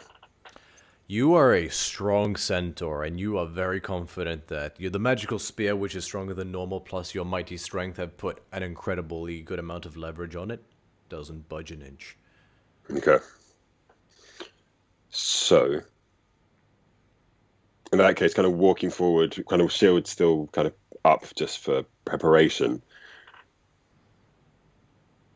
The gems didn't seem to react to the skulls being moved or anything like that. Like there wasn't like a hum or a vibe or anything like that. Nope, skulls weren't moved either. Yeah. So That's what I mean. You would have had to get closer to them as well in order to try and pry them out, so you wouldn't be in the doorway anymore because it's about 20 feet across. Yeah, that's fine. What I mean is that like in terms of like just the interaction with the skulls, the gems didn't seem to react to that, as in oh, someone's touching me. Okay, cool. Can I make a quick like look and see if the skulls have anything to do with the door that's on the opposite side? Make an investigation check. Oh, that's a natural 20 with a +3. You're pretty you look over and you're pretty confident nothing's jumped out at you. You don't see anything that would obviously say, hey, these two are related. Sure. So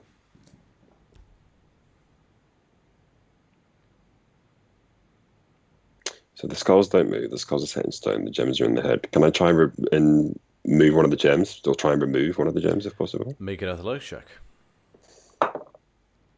Oh, that's not as good. But that is a 14 total. Doesn't budge. Okay. Well, I'm pretty strong, and these seem pretty set. I suppose a palace would be the place you'd have sovereign glue.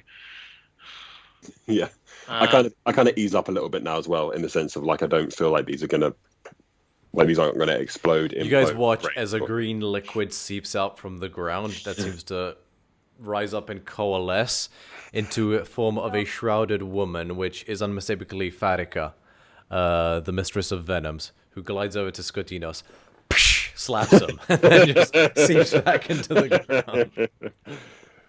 Did you deserve that? Probably. She caught me in the eye. So do the skulls go in the back? I'm now? obviously kidding. That doesn't actually happen, but fuck that pun, seriously. Yeah. We should try. In fact, sod it. Do I want to do it again? Yeah. I'll try this door. I will try and open the other door. Skotinos, wait. Eslin grabs your arm. And she will take a step onto the disc.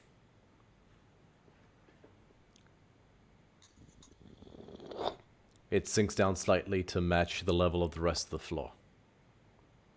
And you guys watch as all 6 of the eyes across the 3 skulls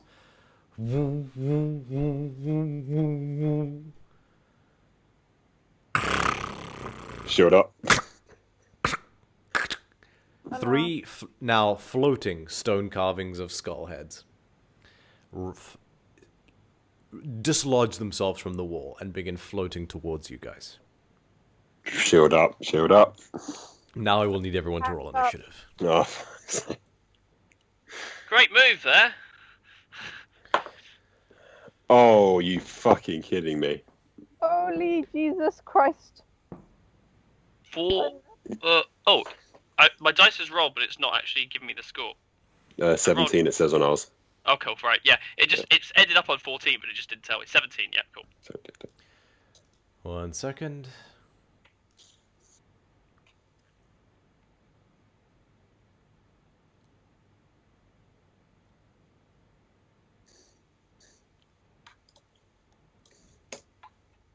Should we reload Foundry? There was no foundry for this one. Okay, cool. Just checking. No worries.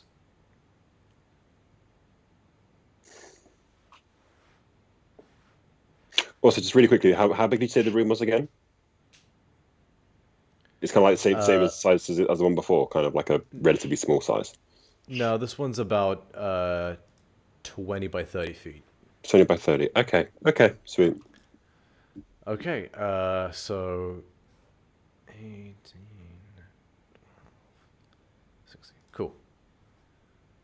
Those are high rolls.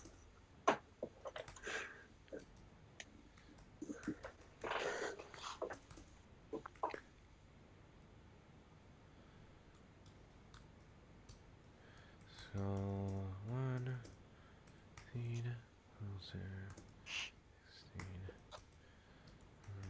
3. Okay, let me get some music in here as well, though. That's the only thing I'll leave Foundry open for. Just really quick So- before we set everyone up, would there be enough time in the size of the room that we have for Jason to get closer to Eslin in terms of like a protective 5-foot? I'll say range? yes. Sweet, cool.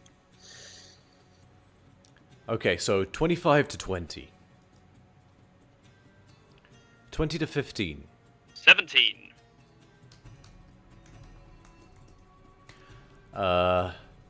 15 to 10.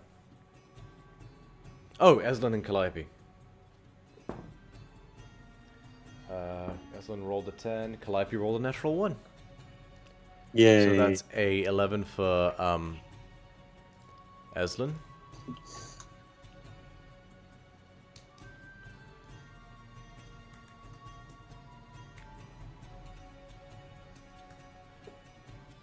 Uh, 10 to 5. 6. Oof. Yeah, that's with my +5 initiative modifier. What does Calliope get +4 from again? Because she's got a dex of +3. I'll have to find out at some point. Is that a Jack of all trades thing? I don't 'cause I know think that- so. Jack of all trades does add half to your proficiency bonus. Sorry, half your proficiency bonus to your initiative. I did not know that. Okay, that must be what it is. So, Yeah. 6 'cause- for Jason? 6 for me, yeah. I think it's because initiative is still counted as a ability almost, score yeah, or skill, ability, yeah. Okay. Jason 6. 5 to 1. So, So Calliope got more than you with a natural 1. well, to be fair, I got a natural 1, but my initiative is +1, so it's, Okay, still- that's fair. So 5 for So that's Calliope. 3 people and- in our That's- party rolled a natural 1. Natural 1 Yeah, for one. initiative. Yeah. We're balancing the scales, it's fair. One for each. Okay. side. So top of the initiative order. Well, first of the 3 skulls, the one that is leftmost is gonna. It like chatters its teeth like. And it just floats towards you, Jason, because you're the nearest to Eslin, as the one who's standing on the thing, and it is going to.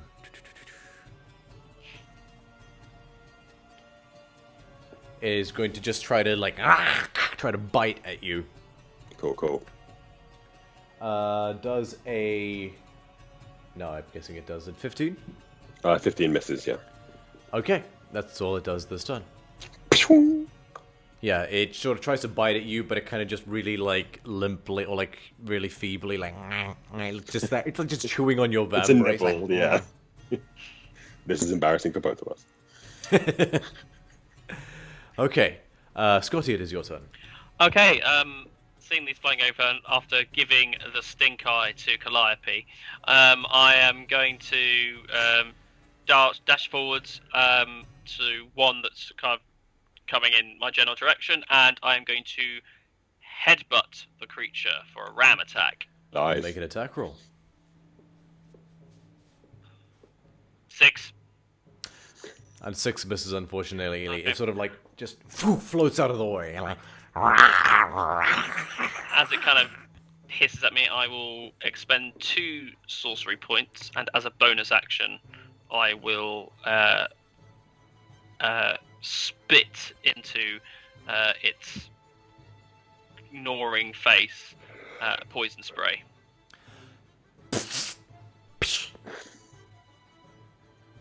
No effect. Come on. Ah. Damn things with no blood. Second skull. It would have been really on- cool. Second skull is going to float forward and it's going to try to bite you, Scotty.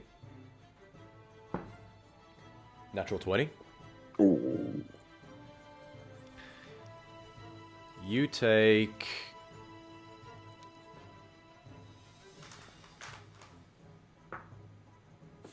6 points of piercing damage. Fucking hell. As it definitely bites you enough to draw blood, but it's almost like it's just like a, you know, you just got like a round teeth marks. Blood. That's a good thing for Scotty. Inside joke, it didn't Alex. Not you, Alex, different Alex. I was going to say, that's a real inside joke, because even I didn't get that one.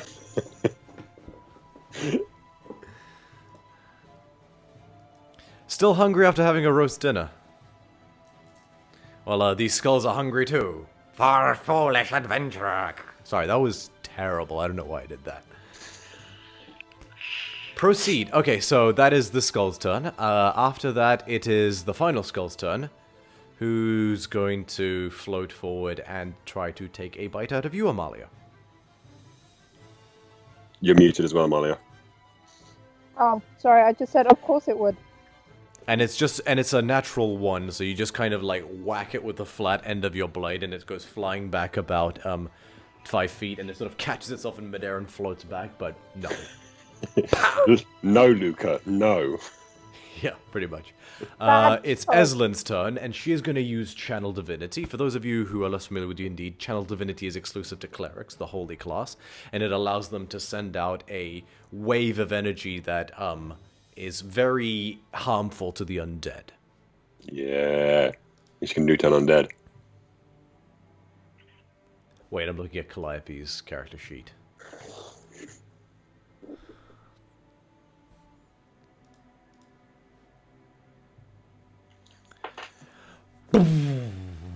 Pulses out in all directions. And this wave of light blue light, as Eslin channels the might of Thassa, the sea goddess, and it erupts out of her in all directions, and there's almost like a tidal wave that emanates out of her and washes over these 3 skulls. No effect. Oh. Okay. So then not undead. I will say, Jason, make an insight check. Ooh, that's a 19 to modify 20. Looking at them very closely, you're like, yeah, no, of course, skulls, undead. But you're like, you squint from them and I was like, that's not bone. That's definitely stone. Stone. Okay. Okay. Eslin's like, I don't think they're undead, guys. Which is I really can- weird. I agree. They look like stone. It's probably why poison didn't work, Scotty. Tell you what, also Alright. wasn't. No. So, decides against causing grief for the party middle combat. They'll save the extra last. Jason, it is your turn. Okay, sweet. Be right back a second. Yeah, two spirit attacks against the one that's on me. Okay, go ahead and make an attack roll. That's 15 to hit. 15 misses. Okay, and You second thrust attack. your spear forward, it's a zippity little fucker, and just out the way. Sweet. Second one is a 19 plus 7 to hit. That definitely hits. Yeah, so that one takes... Oh, that fell out. Gonna re-roll that one. Perfect. That one takes 5, 6, 7, 8, 9, 10 points of piercing damage on its second attack. Let me just double check something. 10 points. Cool. And I think I get 1 charge on the hit. And...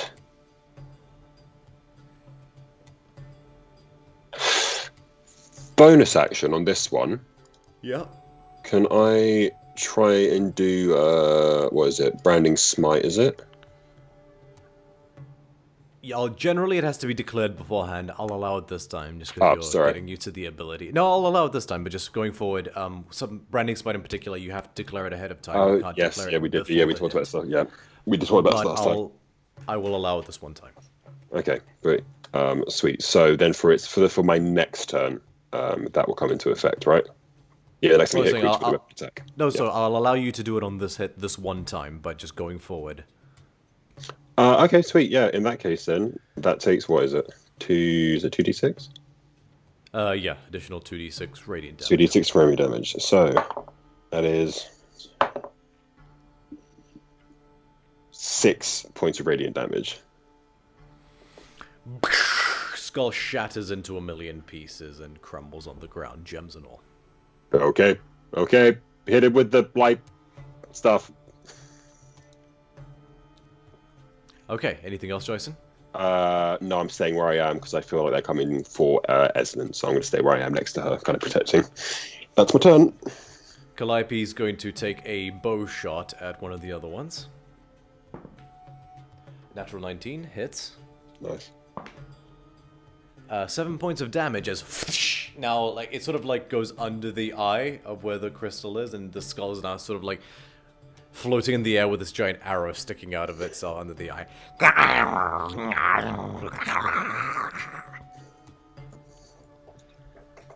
Okay, that is Calliope's turn. Amalia, your turn. Okay, I'm not gonna use my axe. There's a sentence I thought I'd never say. But can I make a claw, like, so my claws enter its mouth somehow, and like I try and like snap it open?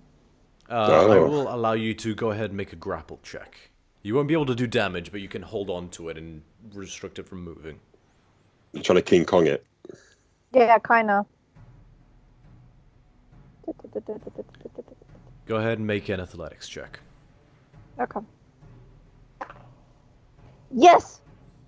19 plus 8.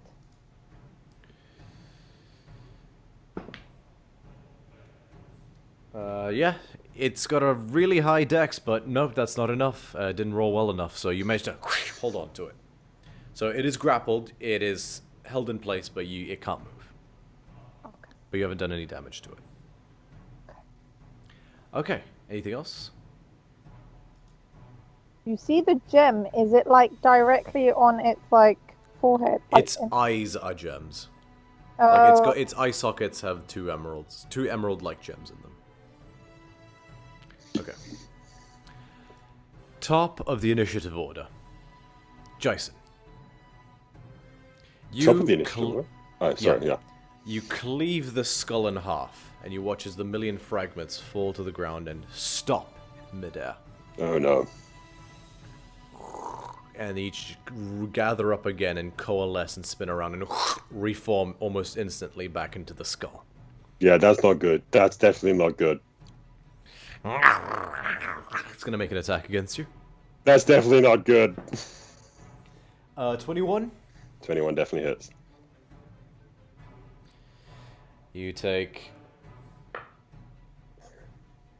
6 points of piercing damage. 6 piercing. Understood. This time it's this straight up goes for your cheek and it's like just biting your cheek. It's like, oh. Dude, personal space. 2 meters, please. Okay. That's its turn. Scotty, your turn. Okay, seeing it reform, I have no idea why it's reforming, and I don't know if we have a solution to stop it from reforming. So I am going to potentially provoke any attacks of opportunity, as I am going to go and try and open and get through the door on the other side. Okay. You're near enough to two of actually just one of them, sorry. So one of them will take an attack of opportunity. 24? Yep. 5 points of piercing damage. Well, I'm not looking too good. Okay. One of them manages to... It almost bites a chunk of your ear off as you fly past, as you soar past.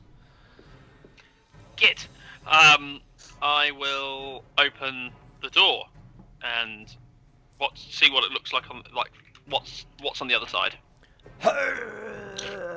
Doesn't budge. Okay. I haven't taken my action yet, have I? To trying to open the door, yeah. Yeah, fuck it. All right, fine. In which case, 2 blood If you gave it a points. good go, if you just tried to give it a quick little... It would have been a proper go to open it, yes. Yeah. If it didn't open, I would have probably opened it. Then I'm going to spend 2 blood points. Bonus action. I turn into a puddle of blood again, and I'll seep through the door. This one, You, as a puddle of blood, you seem to encounter an invisible barrier Oh shit! just under the door. No! There are the The blood coagulates into the letter F, and is in the process of coagulating into the letter U. you. Yeah, that's about the Okay. Very well. After you, Skull 2 is going to float over to... Jason's the one who was just shattered one, so Skull 2 is going to float over to you, Jason, to join his brethren. Sure thing. Nope. 10. Yeah, that wouldn't hit. This one, and you just pat, like, or you swat it aside with the shield. Everybody Skull 3 wait is their gonna turn. Skull 3 is going to make another attack on Amalia. 18. That hits. Okay. 18. You take 6 points of piercing damage. Of course I do. So you go out to try and so yeah, no, actually, the one you're grappling. Because this is the one you're grappling. It just forces its jaws down. Ooh, And sinks its teeth into your fingers. that's the worst pain in the world. Oh no. It's like that scene from The Dictate. And she lets out a little screech of a. Aww. Okay. After its turn, it is in fact Eslin's turn. Natural 1 on her intelligence check. Never mind. That fits. That's character driven. What is Eslin going to do?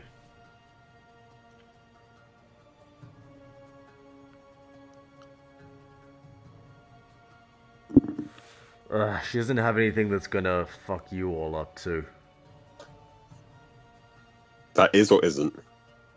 That isn't going to destroy you guys as well. Yeah. Oh no. She's basically a nuclear bomb. They can... She'll run into a mace attack against the one where Amalia is. Nope. She rolled an 8.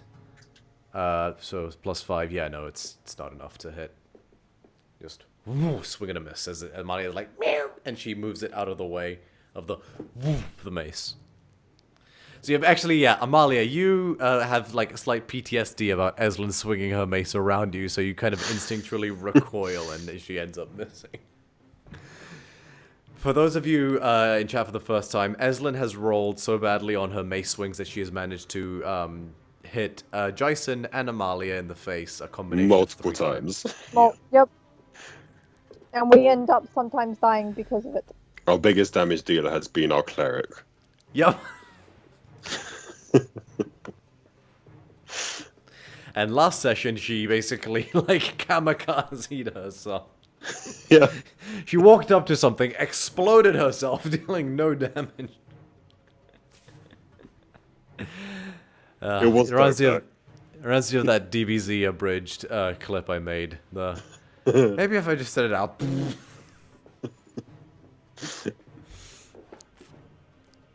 Okay, anyway. After that, that's Eslin's turn. Jason, it is your turn. You can decide whether or not I need to make an intelligence roll on this one, but can I try and remove the gem eye stones and see if that does anything to them? Make a... Roll a general dexterity check. General dexterity, okay. Yeah. There's That not is- a nimbleness. I was going to say sleight of hand, but you're not trying to be subtle. You're more... I'm literally like trying to reaction because it's, Yeah. it's kind of, this is the one that's on my face basically, so I'm basically just trying to grab the gems Yeah. out of its eyes. That is a 13. You're able to get a hold of it, but it's not coming out. Okay, cool. Would that have been an action? That would have been an action if you wanted to make a proper go of it, yeah. Okay, cool. In that case, then hold on a second. In that case, then, as a bonus action,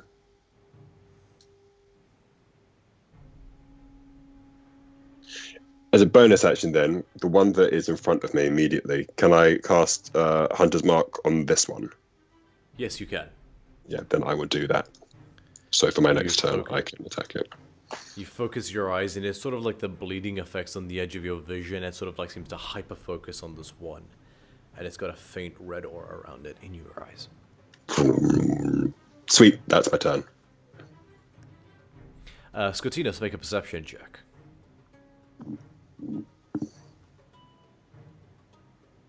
21. Nice. You could swear you almost see the pupils of Jason's eyes narrow to slits, like cat eyes. Oh. It's just for flavor, though. Don't dig too deep into it. Nice, I like it. Just gonna nip that in the bud. I love it. Calliope's turn. She's gonna say, "We're obviously missing something,"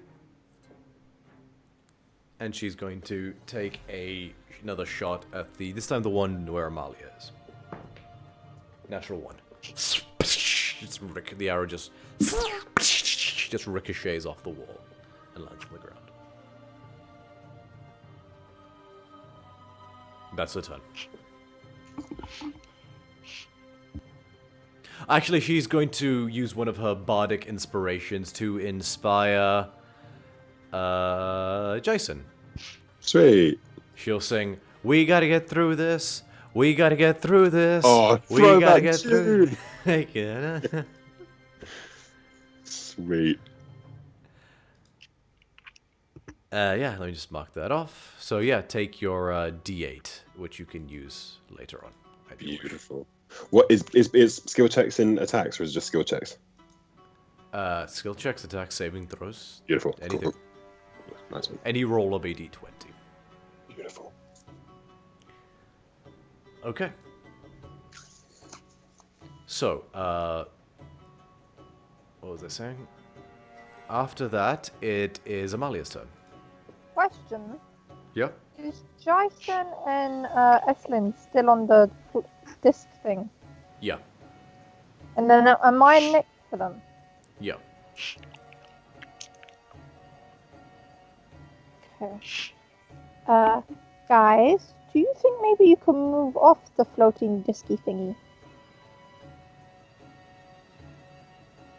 I think Please? Eslin would have been the one on it. I would have been next to Yeah. her. Yeah. Okay, can I just grab Eslin and slowly pull her away from the disc? You can. Okay, I would do that. It rises back up again, and the skulls stop in the middle of what they're doing, and will silently float back to put themselves in the wall. And the glowing eyes once again go inert. Can we smash them now, like the way they are in the wall? Make I an attack think- roll. I think you have to smash them and then get off before they disable. Smash it and then get off the plate. Molly, do make you- an attack roll. No, because this is to the group. Oh, you're not actually doing it. You're just suggesting it. Yeah. Right. So do I mean- I smash them or no? I mean, I got Hunter's Mark on one, so I could easily smash it. But like, do the stones seem very much like? Are we still in combat at the moment, or is this like an in-between limbo? You seem to be like, it's been like seconds are passing at the moment. You don't appear to be in combat per se. I'm keeping the in. Yeah. Understood. So do the stones seem as fixed as before? Yes.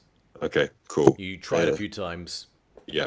In that case, then I'm going to smack the one that I had Hunter's Mark on that was trying to bite me. Pang! It's like striking adamantium.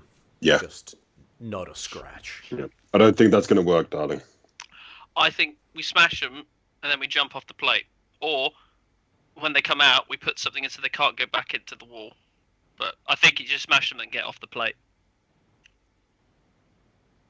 But what would we put against the wall so they can't go back in? Scatinas goes up to one, and with his finger, he's going to start trying to colour in the emeralds with red ink to try and blind them. Okay. So what is Um, everybody doing?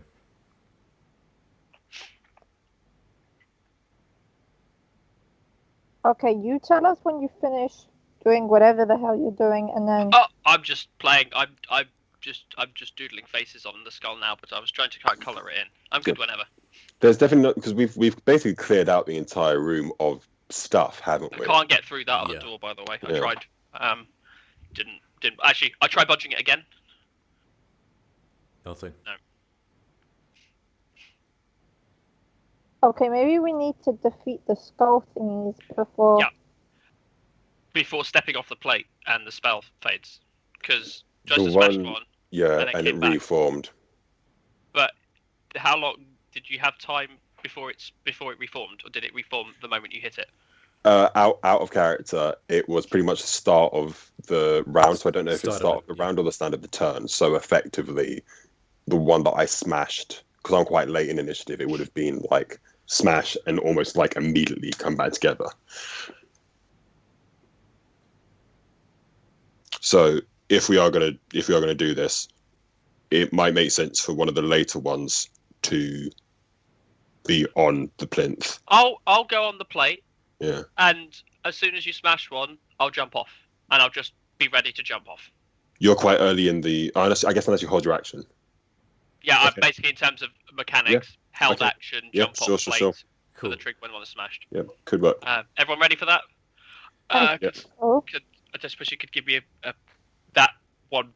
That ear injury really hurts. Eslin will. Calliope's gonna tap you pointing on the at shoulder it. and do a first level cure wounds. Thank you. What do I get? 11 points of health. Bloody hell, that's not bad for. For a first level.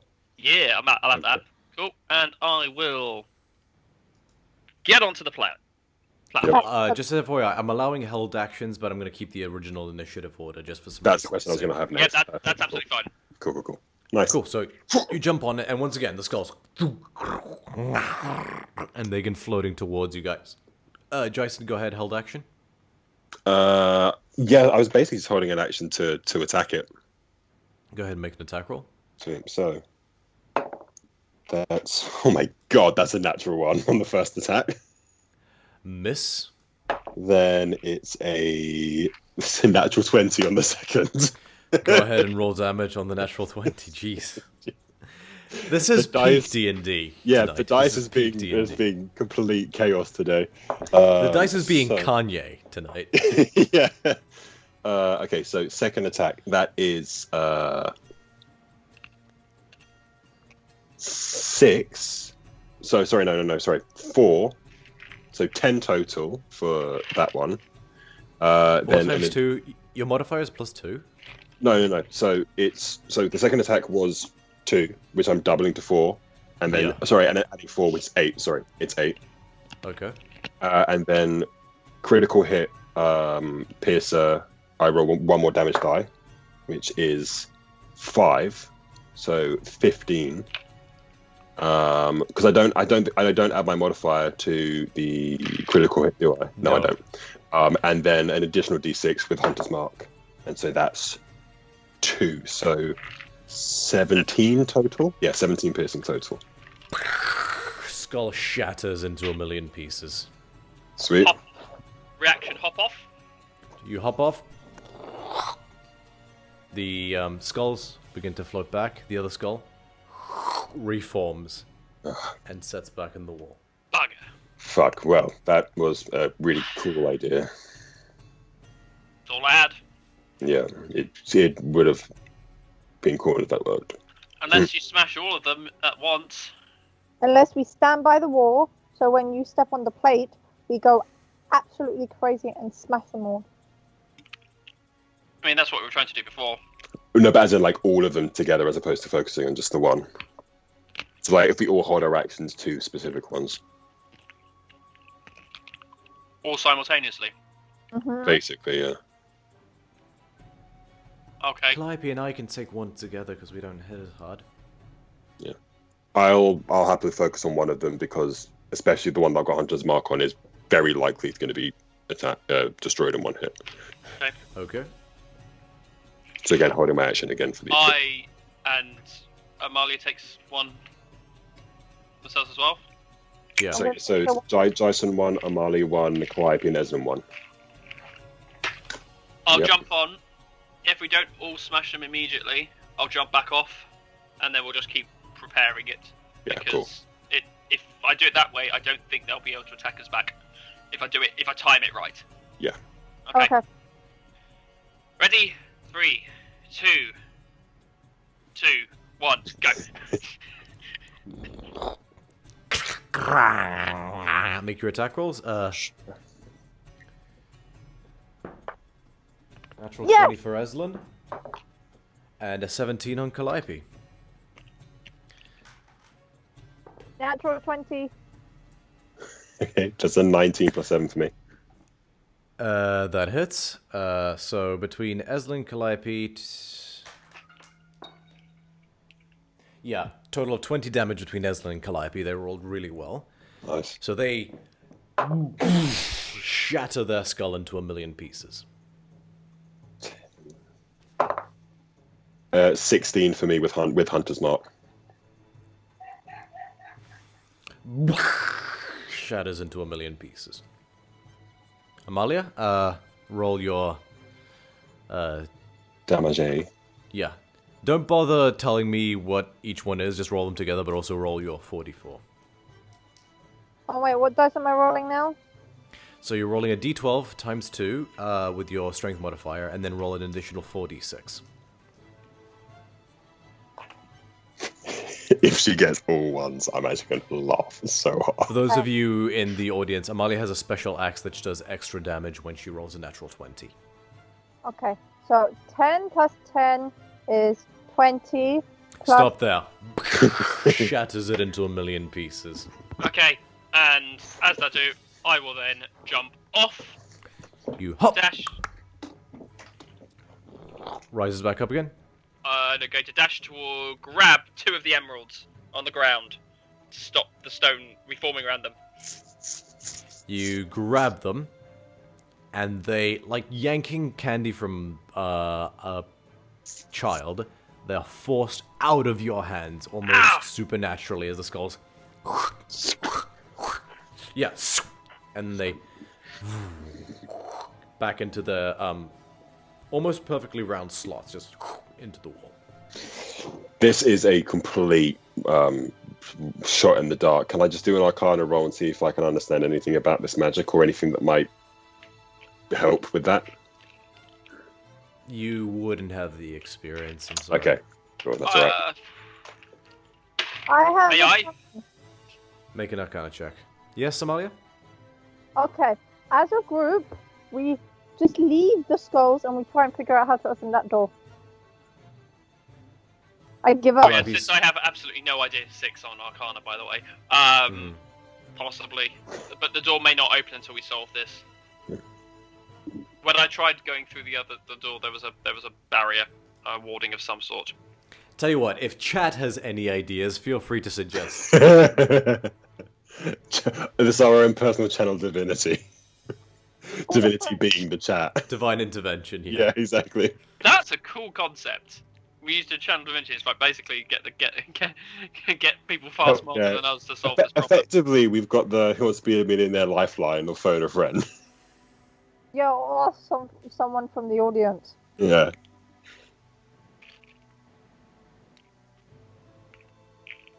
I'm going to do something In the very meantime, basic. what are you guys doing? I'm going to do something very basic. Don't know if we tried this already. Can I try and just push the door? Doesn't budge. Yeah, okay, didn't think it was going to work, but thought it might be worth a try. What about if I axe it down with my special axe? Do you try that? Yes. Make an attack roll. She breaks the axe. Oh yeah, that would be lethal. Oh, do not say that to me. You said athletics, right? No, an attack roll. Oh, attack roll. 7. Pang!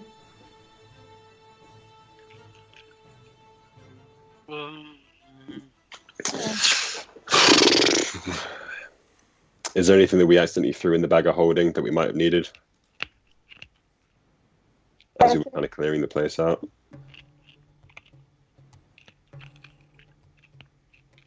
We can have a look. Alright, someone look in the bag. Yeah, can I- We could What throw a the- piece. We could just throw some silk over their heads. Then they'll just be blind. I don't think that'll work, Scotty. I am bum luck out of ideas. None of the magic people have a spell to see what magic is being used against the spells. Yeah, Why would we ever need something like that? Yeah, I don't think anyone's got to say magic or even. You guys have no utility casters in your lineup. Cool. Well, I need to know what to do if Dyson dies. You did what? Dyson's doing the Winnie the Pooh think.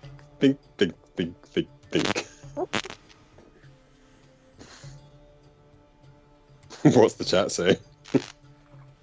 Chat isn't saying anything at the moment. They're judging us.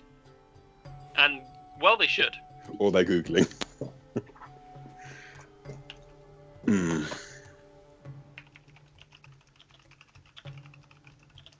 Who's googling?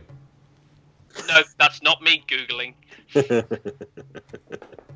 You won't find Me- it anyway. that This is is me entirely my responding own to someone on invention. Discord. I am hurt that you would think something of me. I do love the fact that that was such like an obnoxious tapping as well, though. Oh, right. Like, I'm not I googling. wonder Shut up. if it is. The answer to this riddle is. Dunk. No. You forget you're on mute. Hey Siri. Oh, fuck off.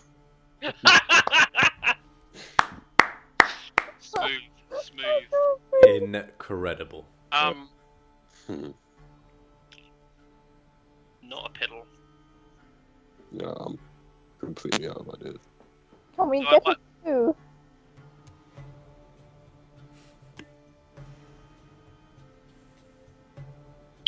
Okay, what about around Is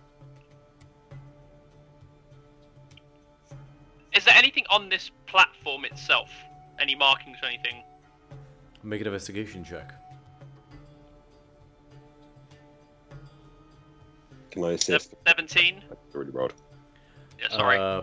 Honestly, you're pretty confident you don't see anything. It's just a smooth slab that's slightly elevated, like a sort of big stone button. Question. Yep. Where these skulls are intact into the wall, is there anything round them or on the ceiling? There's just a little sort of stone cubby that they're in. It's like a it's like, I don't know if you've ever seen like a brick fireplace, kind of. So Yeah.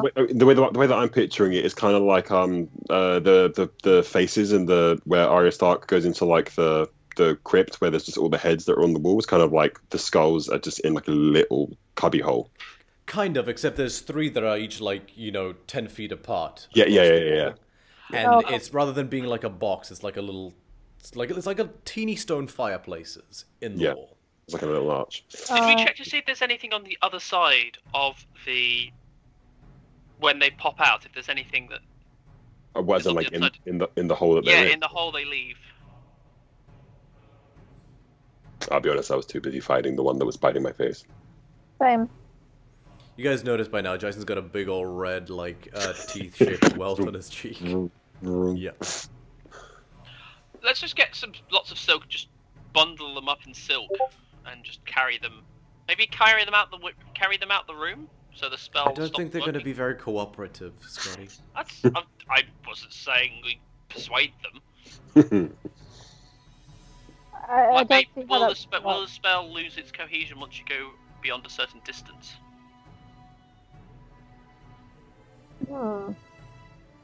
He does have Someone a point. jumps on. Someone tries to carry the thing out. You can close the door. I can jump off and see how it manages to get back in. I don't know about that idea, Scotinos.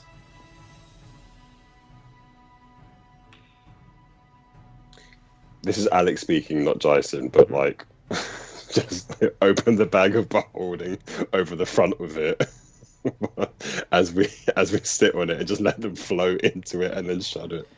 Go ahead, see what happens. Yeah, like everything just rips. Oh god. So we tried destroying them, individually and collectively. The gems can't be taken. The plinth on the floor reacts, like they react to it. They're not undead, they're from stone. Yeah, they're not undead, they're from stone. Constructs, I believe the term is, says Calliope. Yeah.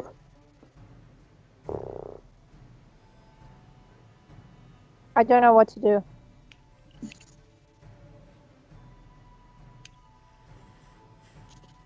How's it this that I miss having a powerful wizard? Or an intellectual magic user with every utility that's potentially needed. What, are you saying you had one of them before? Indeed we did. Oh, sorry, I don't live up to your expectations. It's okay. Going into a pool of blood is disgusting, but can have its uses. And it looks pretty cool once he, like, makes it to the other side. And at least he's not as annoying as, someone else we had in our team. No offense. Rest in peace. Oh.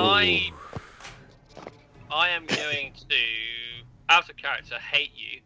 In character, don't know what you're talking about because it's a different person. So I'm going to instead, I'm going to try use my third level slot, and I'm going to see whether or not the barrier is still there while we're not stood on the plinth. So I have to use it to go. So I'll turn back into a puddle and try and get through the door again. You just on the ground and seep. Barrier still there. Right, sort of halfway under the stone slab, there's just an invisible, impermeable wall of force. I coagulate into a frowny face on the floor. I have a weird thing, but you know how he uses his blood to go through a door? I can still hear you. F you, the number 2. No. I have an idea. I don't know if it will work, though. Question mark.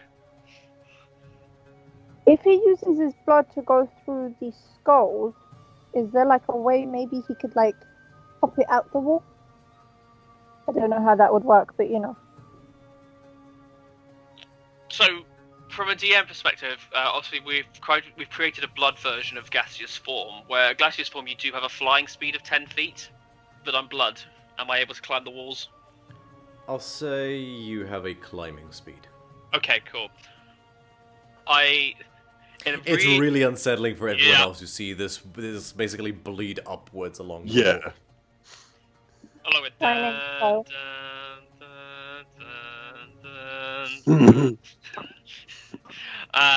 so yeah, you just kind of like, and it's make this awful like. Yeah, I was literally. It sort of just seeps up. Yeah. And I'm going to now try and get behind the skull. See how fixed it is into place, and see if I can feel anything else. Go ahead and make an investigation check.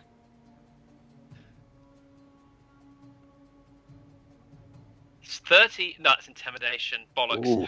I was like, that's a 20. No, that's because I've rolled my +7 on my intimidation. So that would have been instead 14. Easy enough. You do a thorough search around, pry from all the points. It's kind of like thunk, like really stuck in there, but you do find a point sort of around the jawline where there's a bit of a gap, and you kind of sort of bleed into the gap and manage to find yourself behind the skull. You sort of seep into this hole right behind the skull that you sort of go further and further. It goes back around 2 feet. and you sort of coalesce, and you find your sort of bloody form wrap around a metal cylinder.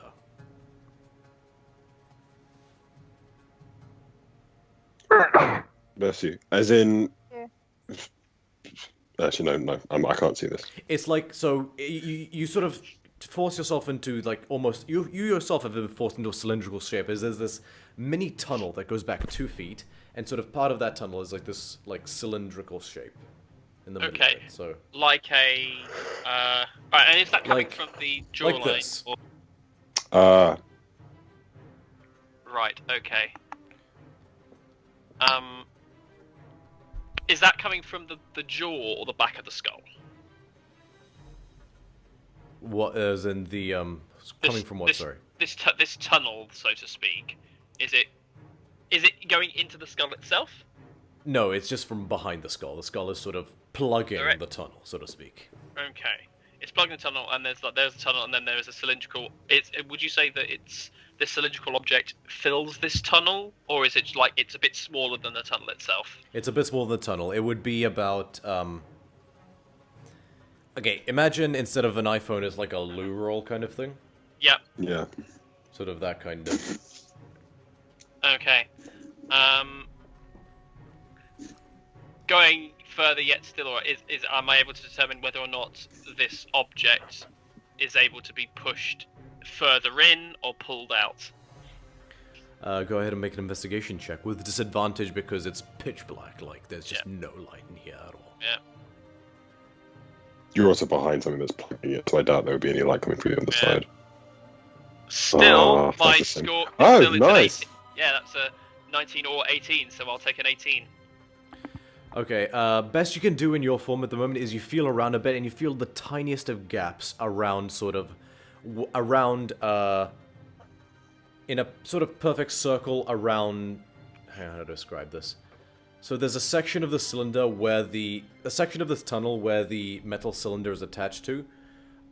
It seems to be separated by a tiny little gap. So like there's tunnel, little tiny gap, like a little groove.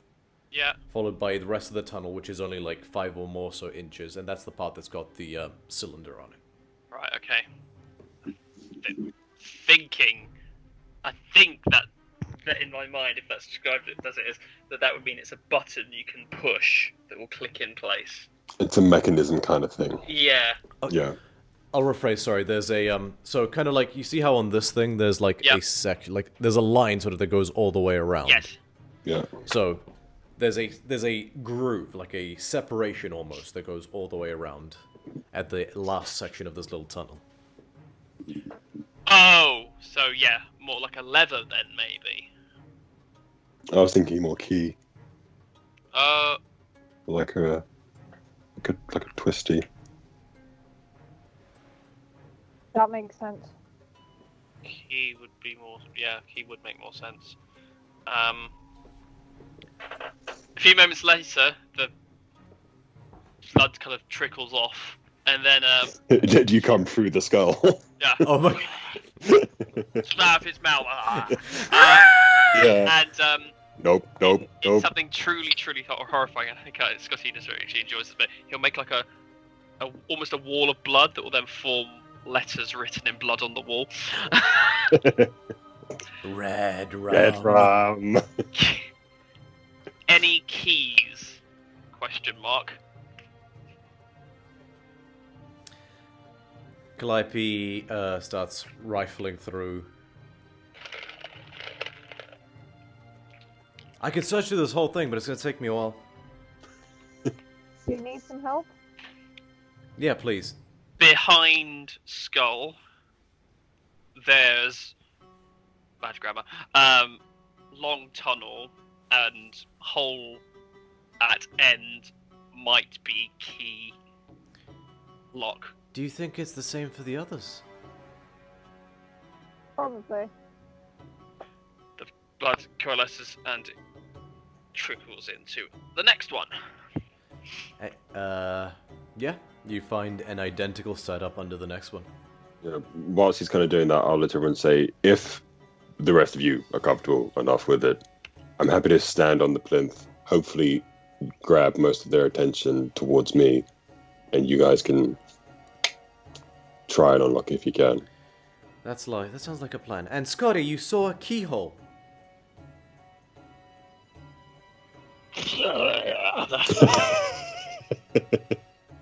Same at back. Keyhole question mark. Shrug emoji. What actually is at the back? And I will. Is it possible that I can create my blood into like the weird Like the shape of it. artistic shaping of I'll what say it is? crudely, but yes. Yeah. It would be more like a blueprint, kind of like Yes. a sort of Yeah, yeah. cross-section, as opposed to like a 3D It's not a rendering with Haze shading. owner's workshop manual. It's more of a quick sketch kind of thing. Yeah, definitely. So, as she points to like the cylinder, what's this thing? Bit of blood pulls off and turns into a question mark. And walks back.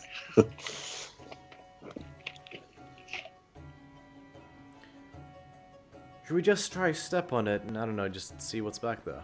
Yeah, I was literally gonna say, if I step on it, bring them forward, have them come towards me, I'll try and fight them off, and you guys can just investigate the shit out of it. Okay, that sounds like a plan. Okay, Take so one each. the DM wise, what I was going to ask is, if I hold my action and make an attack, cause Hunter's Mark moves over to like another creature once it drops to 0 hit points. Technically, because the constructs are reforming, are you counting that as 0 or reforming hit points? It does technically go to 0, so I would allow you to transfer Hunter's Mark. Okay, cool. I'm just basically thinking in the sense of, could I potentially take 2, like single-handedly, if the others wanted to investigate properly? Transferring the mark is a bonus action, so as long as you've got a bonus action, you could. Yeah, exactly. Yeah, sweet. Cool. So yeah, I'll kind of like relay that partially back to the group in the sense of like, if more of you want to investigate, I think I could probably take 2 because they don't seem like they have a huge amount of hit points. Stay as puddle? Question mark. If you think it will help your investigation, otherwise, it's up to the rest of you. And I'm kind of arming myself and spear, shield in place, and getting ready to step back onto it. Calliope's like, are you actually asking, or are you just asking as a formality and hoping we'll say yes? The blood doesn't move. It stays almost completely stationary, as if it's just blood. It's just blood. Calliope rolls her eyes. All right, we ready? 3, 2, and I kind of like hop Cool. onto I'm it, get ready. assuming it's Eslin and Calliope to one, Amalia to another, and Scotty to a third. Oh no, Scotty's a puddle of blood, so Calliope's gonna be with you, Scotty, because all I was don't doing have was thumbs. I was as the countdown was happening. You get sort of like one of those animation countdowns of 3, 2. Except you're coalescing blood, so it's super slow. Yeah, it's gross too. Calliope's like, if I had a watch, I'd be looking at it really condescendingly right now. Okay, sweet. I've jumped onto it. All right. They just float out of the wall. Come at me. Yeah, they're gonna focus and float towards you guys. So, on initiative order, first one's gonna fly towards you, Jason. It's gonna make an attack roll. 19. 19 just hits. You take 8 points of piercing damage Understood. as it bites the other cheek.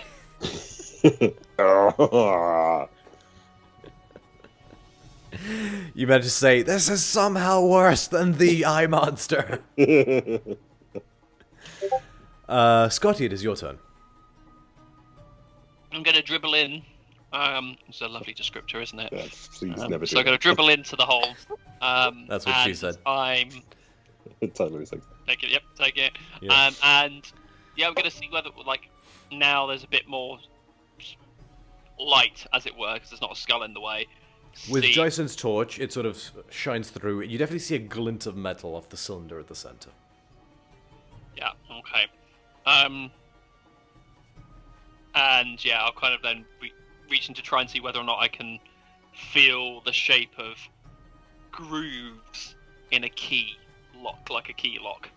But you sort of feel all over it. You don't feel any kind of hole in the actual metal portion.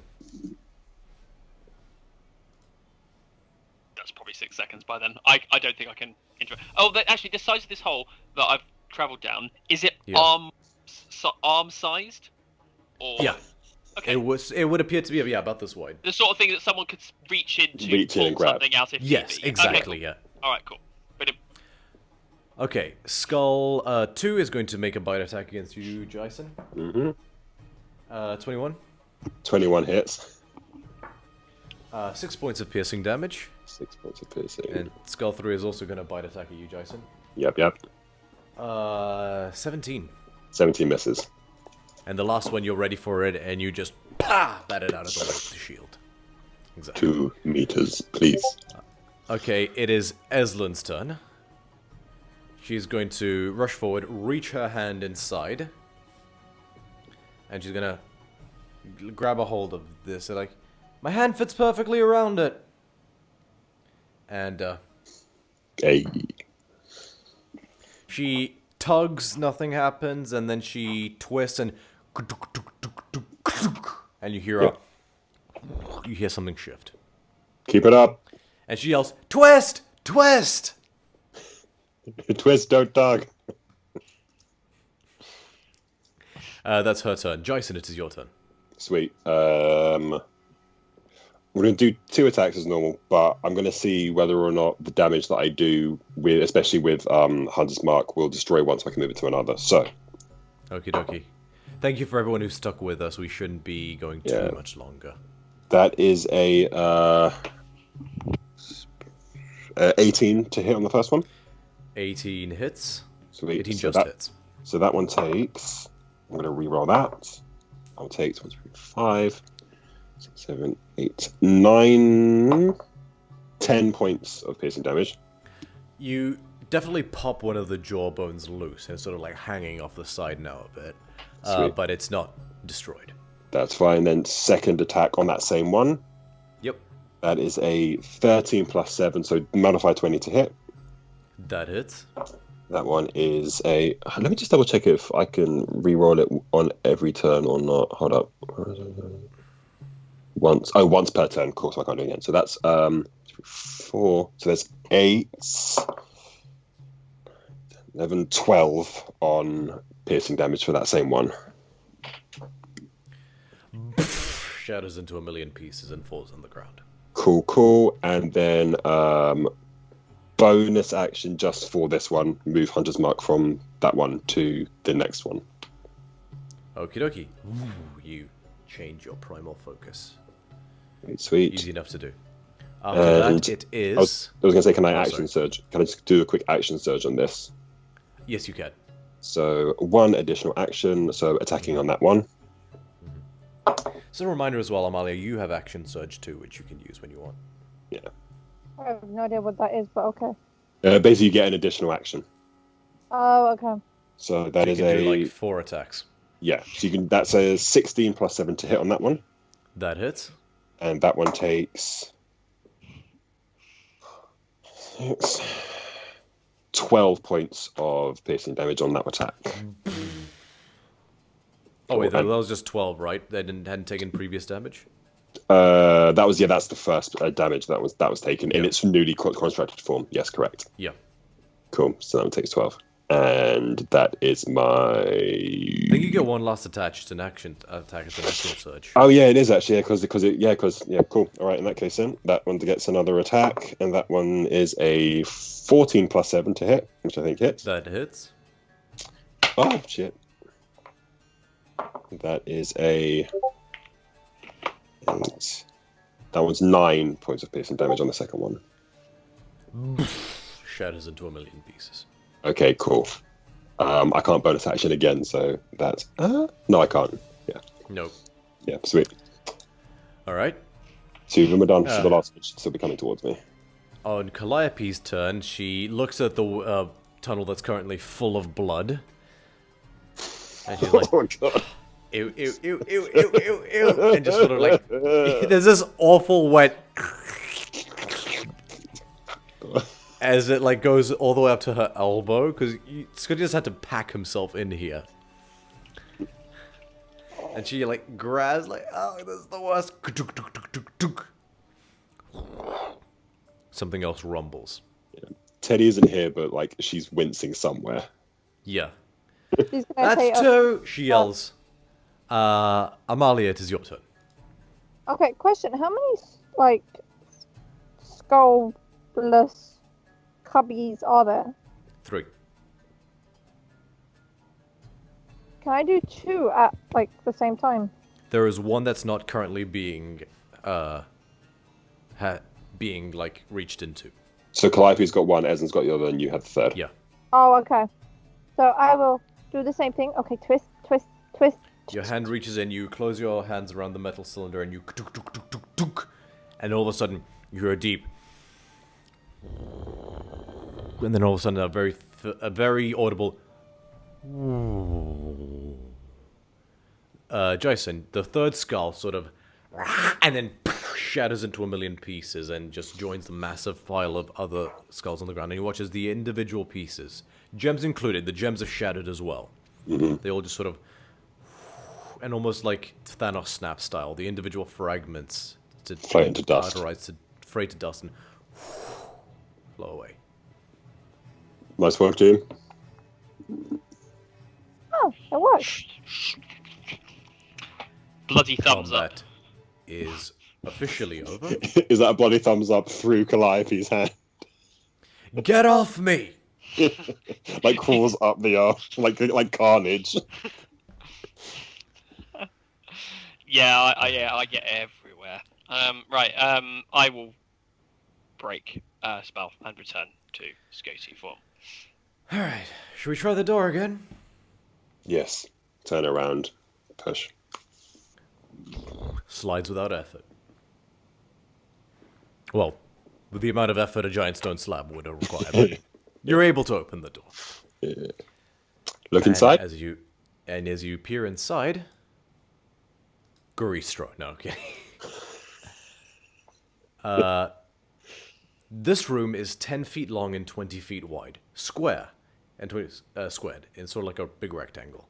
That is sort of in its sort of you're at its length section. You're on its length, so it's wider to you than it is long, sort of the way you're facing it. You can make out a series of rings on the wall, made of twisted leafed branch. There is also what looks like a mounted javelin, a large disc, a bundle of cloth, and what looks like a chariot, dismantled but unmistakable in one corner.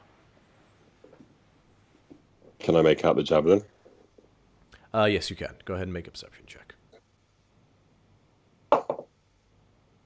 I am going to add my bardic inspiration to that one. Was it D8? Yeah. Shouldn't, if I can edit it now, it's stupid. That is a 14 total. It's a nice looking javelin. It's the actual haft itself appears to be made out of bone. Okay. Sorry, it appears to be like a painted white wood. Sorry, I misspoke. It's like the actual haft itself seems to be painted white. You got in brass the symbol of Olantin on the just below the actual head of the javelin, and there's sort of cool little intricate designs of inlaid brass along the wood. It's definitely a beautiful piece. Okay. I'll say make. No, never mind. Yeah. Well, there's definitely stuff in here. I can imagine if something was protected that heavily, it's probably worth a lot. I would like Eslin to picks up the disc as like, the hell is this? shield, maybe. It doesn't look like a shield. There's no handle. Does it look like a discus? It does exactly look like a discus, which Eslin wouldn't know what that is. But you, Jason, as someone who is a former devotee of the god of sports as well, and you know, most of you guys, Calliope certainly, you know, you've heard of the discus competition, so this is a discus. Yeah, so it's javelin, discus, and what was the other one? Chariot. Chariot. Okay. I was going to say it's not a shot put, is it? You know, you don't see a chopper. You see a javelin, a discus, a chariot, a bundle of cloth as well. Okay. Calliope picks it up.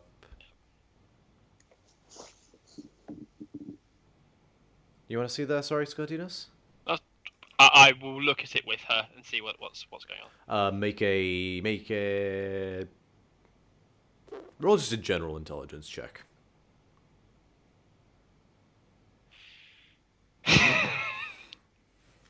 Sandwiches. That's gonna be every time it's a low intelligence or like research roll. Sandwiches just fill the screen. 4. You have no idea what it is. It's a nice cloth though, really fine silk. Calliope's gonna roll her own intelligence check. Not much better. Also sandwiches. You know what? It's a low DC. You peer it over and you're like,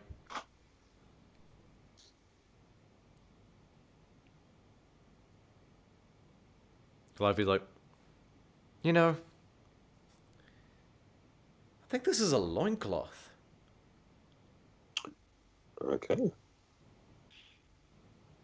This looks like a proper, like a sporting. That was my Considering this looks very much like a, I guess for lack of a better term, like a Hall of Fame of like sporting goods. Yeah. Would anything kind of jump to mind from my time with my previous god, which was, even though it was more about, you know, I'll say combat. as a general citizen of Theros, you can go ahead and roll a history check. Okay, cool. Does bardic inspiration last until you use it? Yeah. Okay, cool. That's Or fine. 10 minutes. So you're Understood. running the line, but you used it, yeah. That's fine. Could that's I fine. also make a history check as well? Go ahead and make a history check as well. And so That is a 16 for me. 14 All right. for me, so you win. What catches your eye, that sort of makes everything click into place, is the 3 series of rings on the wall made of twisted leaf branch. Okay. You look at them closely, and they're very similar to the crown wreath that you pulled out of Barakos' tomb. Except these ones look to be of a different kind of leaf. Gold leaf? Hmm? Gold leaf? No. Olive leaf? Sorry?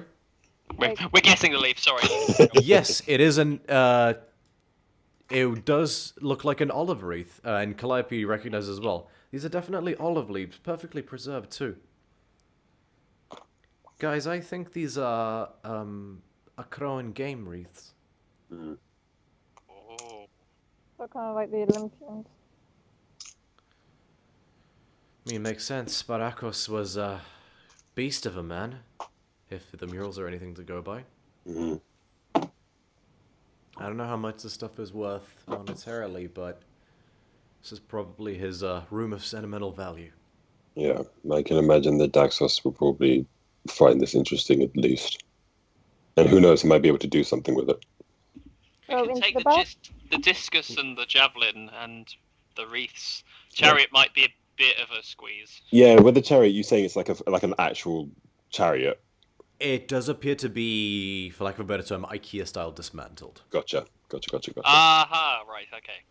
Then we will attempt You get the to sense do that this kind of chariot wouldn't have fit through some of these tunnels to begin with, so Yeah. it kind of had to be. Yeah, I was thinking that they probably like had built it in the tomb, but yeah, if it's dismantled, yeah, that's fine. Well, that's So it. they've Like, got I originally thought it was like a chariot size, like a trophy-sized chariot, which was like Right. there. Oh, then yes, yeah. And then I realized, oh, actually, no, it's probably an actual chariot. it's been broken then, yeah. Yeah.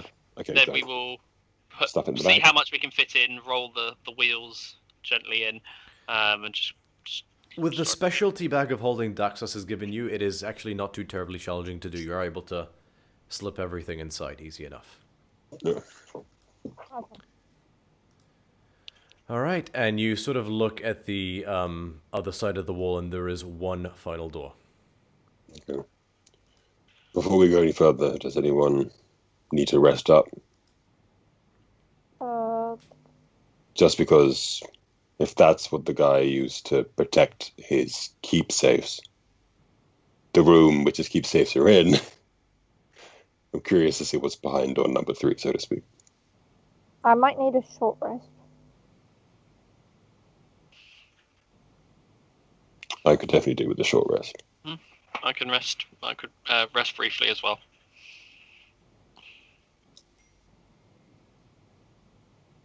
Go Cool, easy enough. Go ahead and take a short rest and heal what you need to heal. I am Sure, going sure. I'm to... gonna roll some d10s.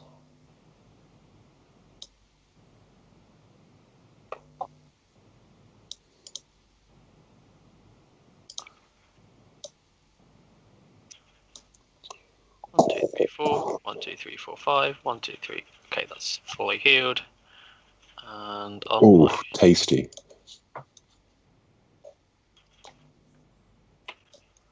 And then that plus that means that that's gone down to there. I've expended 2 of my... I've healed up with 2 hit die, and then I've converted 2 into sorcery points. Okay. I've used 3 hit die. Very well.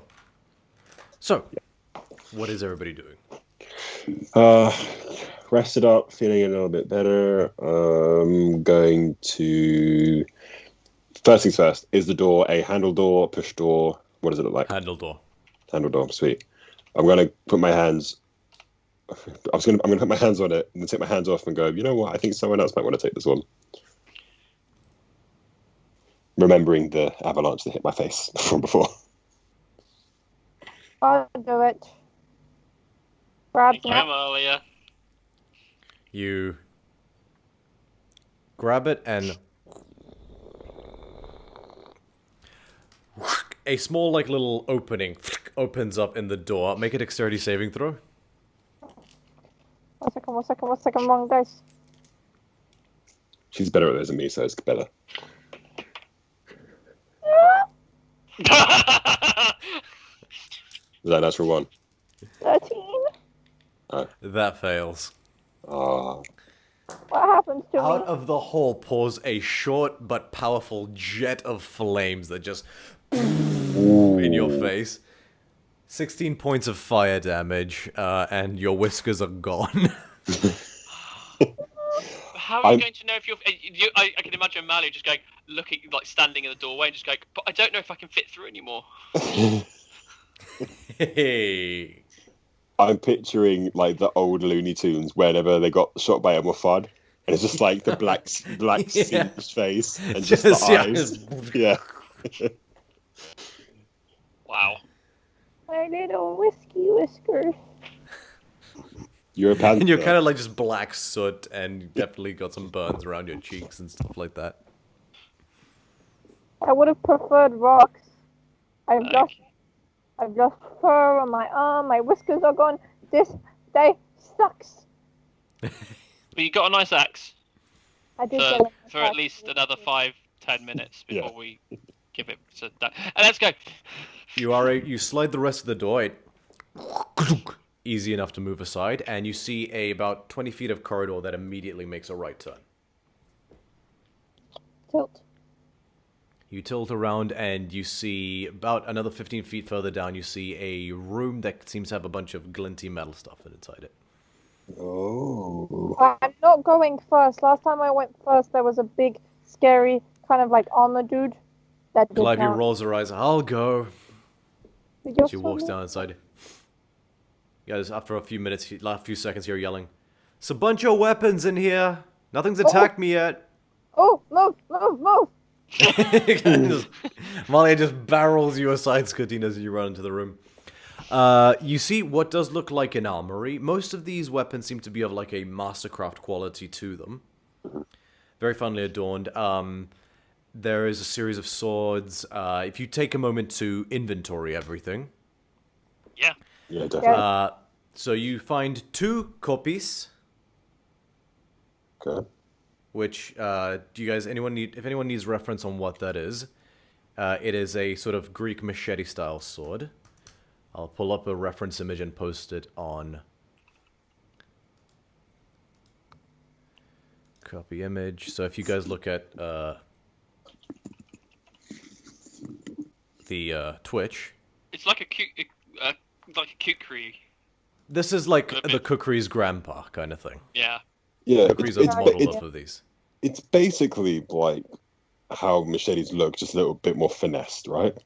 Yeah, this is like an ancient machete. In fact, a copy, and that one's more of like a falcata. Copies would look more, like this. Sorry, like... If you notice the slight difference in...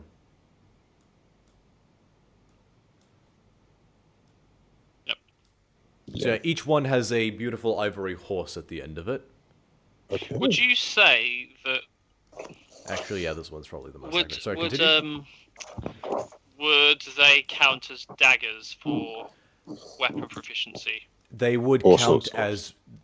as broadswords specifically. By that I mean is it's a Okay. D8 slashing damage, not versatile. Yep. Okay. So it's But like a still- longsword without the versatility trait. It's a one-handed longsword. One still, Oh. yeah, one head still. Okay, cool. Okay. Okay. You also looking forward. You find oh, sorry, fucking. You find 5 very well-crafted spears. Just. Okay. You see a very long sword with a very thin blade that's sort of like a... The actual hilt itself has a sort of like a slightly triangular flared design, almost like this. It, out of character...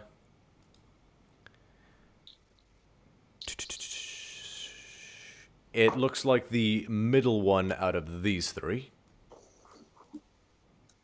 Hang on, let me find a better image. Oh, okay, I get you. Sorry, let me find So, the actual sword, sorry, looks like this one.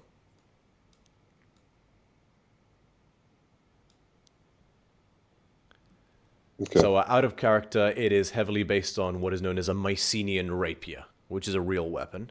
Yeah. Then it's sort of like the earliest version of a weapon. It's the only way you can sort of... it would be a rapier in terms of in-game Yeah, stats. it's finesse. Yeah. For anyone also watching, the thing about D&D is that it's sort of built for a more medieval side of thing. As, you know, in the one based off of ancient Greece, they didn't really have rapiers, as you would know. There's sort of a lot of reflavoring of things. So any rapier in an ancient Greek world would look like this, the Mycenian rapier, which is sort of this long, very triangular blade. I kind Yes, of it's quite- take it. Go on. Yeah, but it's just, yeah, quite thin, and yeah, so it'd be the same as a rapier, yeah. I would kind of like take it off, look at it, and kind of like almost like ceremoniously kind of have the hilt towards Calliope if she's interested.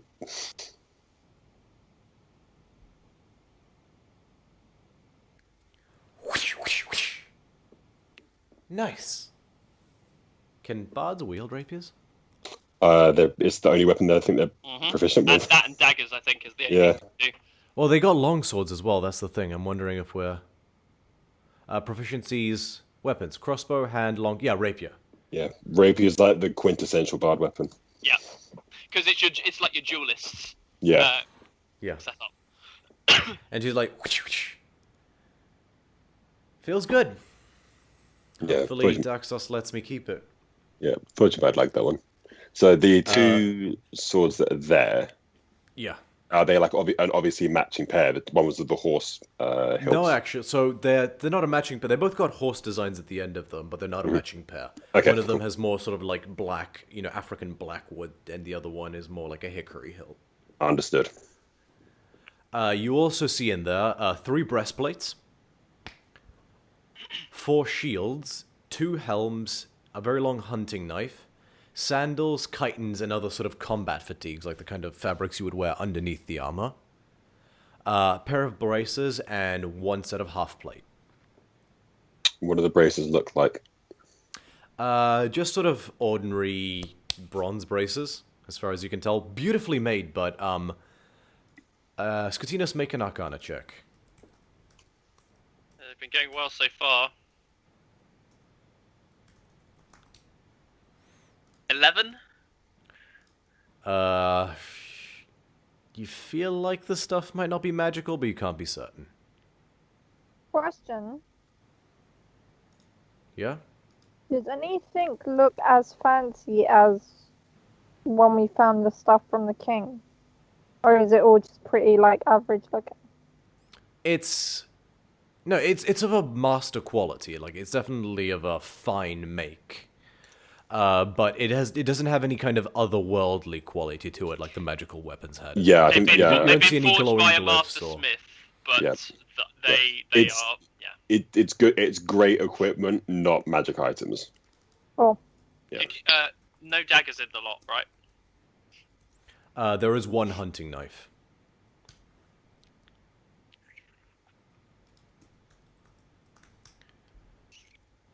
I'll sort of like test it against my open palm. Ooh. Yes. I like that. I shall pop that in. you see the shields? Yeah? Is there any sort of like design in front of them, like of like a crest or like a god or something like that? Go ahead and make a perception check. And, Scotinus, the dagger itself that you're looking at looks like... Yeah, I'll say. Oh, no, that's... The dagger you're looking at looks a bit like this. Yep. Okay, yeah. Oh, does it come with the sheath as well? It does come with a sheath, yeah. Oh, nice. I don't know why I even bothered rolling, but it's a 10. You don't see... Sorry, what were you looking for on the shield? If there was like a sort of crest or like a god or like... Oh, sorry, I thought you were looking if they were... Oh, just in terms of God. You don't see any kind of religious symbolism on them. One of them has a beautiful sun on it, which you could gather might mean Heliod, but, you know, suns are still pretty in and of itself. Another one has a bull head on it, sort of... It, out of character, kind of almost looks like Chicago Bull style, sort of that facing, but obviously more antiquated, but it's a bull's head in that respect. Another one seems to be a shield with like a series of spears poking out of it, so it almost looks like a star made out of shield and a spears. Okay. And the final one just appears to be a trireme with waves lapping around it. And they're definitely not god related. The sun one could maybe be attributed to Heliod. He was obviously the patron of Olanton. But there's nothing that's like, you know, like neon sign saying God related, God related, Yeah, God related. cool. I was just wondering. Yeah, no, whether or not, eyeballing like, this the wave room, you get the sense that this was mostly probably Barakos's personal effects, like his... But that's exactly what I was going to ask next. This very much feels like a collector's room. Yeah. Do we just... As far as you can tell, all the stuff is functional, but it is obviously also, you know, built for someone of well-to-do means. Yeah. Can I take the spears? You can absolutely take the spears. How many say there were? 5? 5 spears, yeah. Anything, anything anybody's holding onto themselves, not holding onto themselves, is going into the bag of holding. Yep, cool. So I'm keeping hold of the dagger, the hunting knife rather. Would that cat be classed as a dagger or a small knife? Dagger. Cool. Sweet. And are the spears going to be javelins or spears? The spears are... They're spears. They're actual spears. Cool. So 5 of those. Well, I will help Eslin and Calliope put everything else in the bag. Cool. Eslin turns to you and says, do you want to maybe hold on to this half plate for the moment, Amalia? Yeah, I can do that. Cool, so you can go ahead and add a half plate to your inventory. Okie dokie. One more door, did you say, or was that is... What is your dex mod, Amalia? What's my what now? Your dexterity modifier. Dexterity... 1. Huh, funny. So it is actually no stronger. The half plate is 15, but it also adds your dex modifier. So as it stands, your AC would be 16. So you can choose, actually, if you want to wear the half plate or... your chainmail is as strong as it. Do either of them give you disadvantage and stuff, or are they both the same? Both. They both give you disadvantage on stealth. Yeah, that's up to you then. Wear them both for the cool look. Don't wear them both. Yeah, we're going to have to give this stuff over to Daxos anyway. Just hold on to the chainmail, Amalia. That's fine, I can just hold on to it. I don't really mind. What am I half plate? Cool. Yeah, you can. If you search for where you search for items, you can search for half plate, and it'll come up. Just a regular half plate.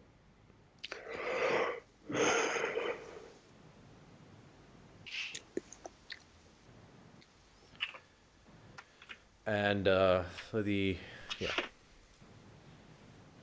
cool. So yeah, go ahead, add that, and everything else is going into the bag of holding. Yeah. Okay. All right. That is the last door as far as you can see. Just comb it top to bottom. I think that's everything, guys. The stuff in the treasury rooms is probably, I think, the bulk of what we wanted out of this. We'll tell Daxos that this is here, and so he can try to retrieve the stuff that was too heavy for us, but I think we did good today. Well done, everyone. Agreed. All right. You guys make your way back out through the room with the shadows that attacked you before. It was the start of this place. Out through the tunnel, and you very carefully clamber out through the rocks, piece by piece, gently sitting aside, and poke your guys' head out, and you see it's about mid-afternoon at this point. And sort of like, you're like, fuck! You've been underground for a couple of days, so it's a bit of a, okay, spots.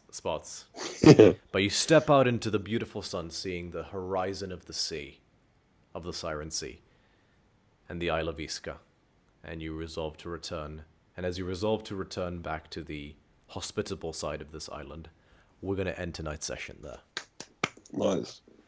Hey, happy days. Thank you so much to everyone who stuck it out with this. I am beside myself with gratitude. Like, I am a happy bunny right now. Thank you so much. Ice Wizards, welcome. I'm so sorry to anyone I didn't get to. Silly Gnome 225, appreciate it. Nikki W317. Oh yeah, I remember seeing that. Well, Commander Root. Hey, Commander Root, welcome. Bing Cortana, I like that.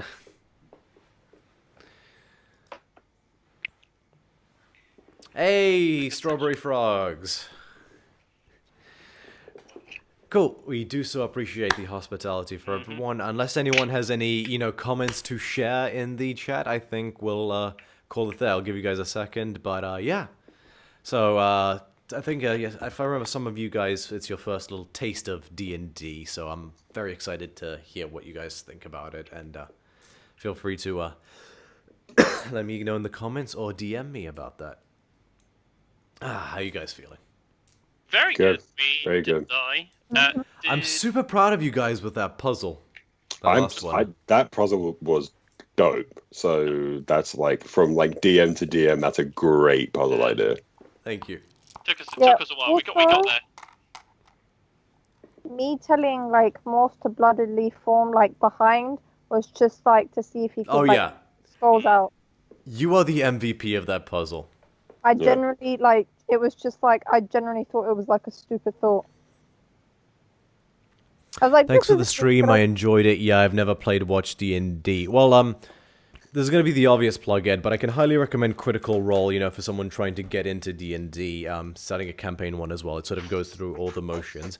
And of course, there's always the handbooks. If it, sounds like something you'd be interested in trying, absolutely, the Player's Handbook is your best friend. And also just watching other people play as you go along. We've also got on our YouTube channel, which is also called DC30, our previous episodes, every single one from the very start of this game, and you can see, just through repeated experience of us playing, there's a lot to be gleaned from that, if that's something you're interested in. I'm looking forward to joining someday. Yes, absolutely, Strawberry. I know we're looking forward to have you, as you'd be the first official guest player we would ever have. And we can absolutely go through different... So, as you might have gotten the idea that different races give different bonuses. For example, Skotinos' ability to resist damage was something that's unique to his... He has a supernatural gift. So there's also sort of slightly separate rules that I'm using as... because it's based off of ancient Greece. Or for Jason, for example, because he's a centaur, he's much faster than other races, but he's also absolutely rubbish at climbing. Yeah. But it's okay because he's got slippers on 2 of his feet. So now yes, they do. No, I thought it was on all 4, wasn't it? I basically have just spider horseshoes. Yeah. Yeah. And Amalia, for example, is a big, strong lion, but she can be paralyzed by a laser pointer. Yes, It's canon. it is. Or a little tassel at like one of those tassels at the end of the rug or couch. Yes. Just imagine you guys in like a big fight dying, and Amalia like bap, bap, bap. Bap. You do realize I'm a lion, I'm not a kitty cat. All yet- lions are kitty cats. Indeed.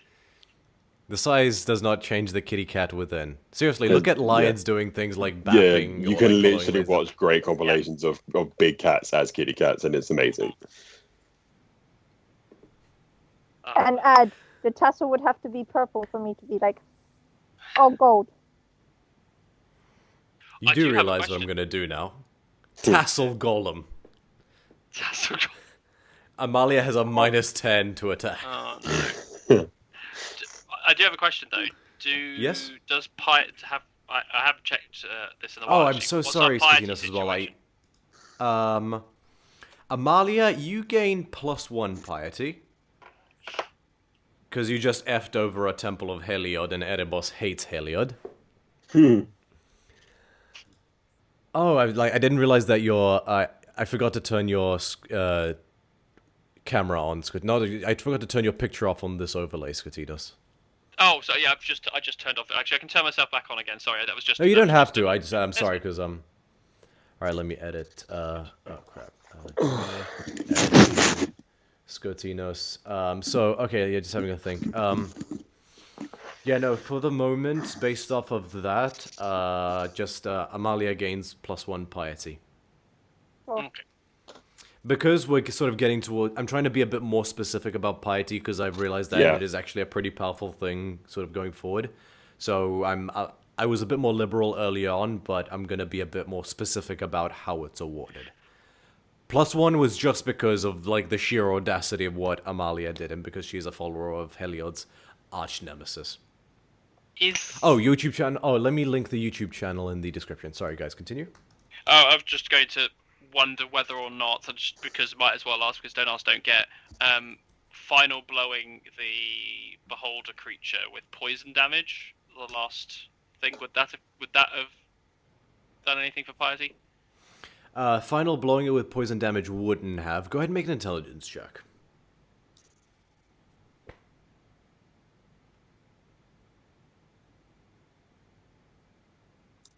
Nine.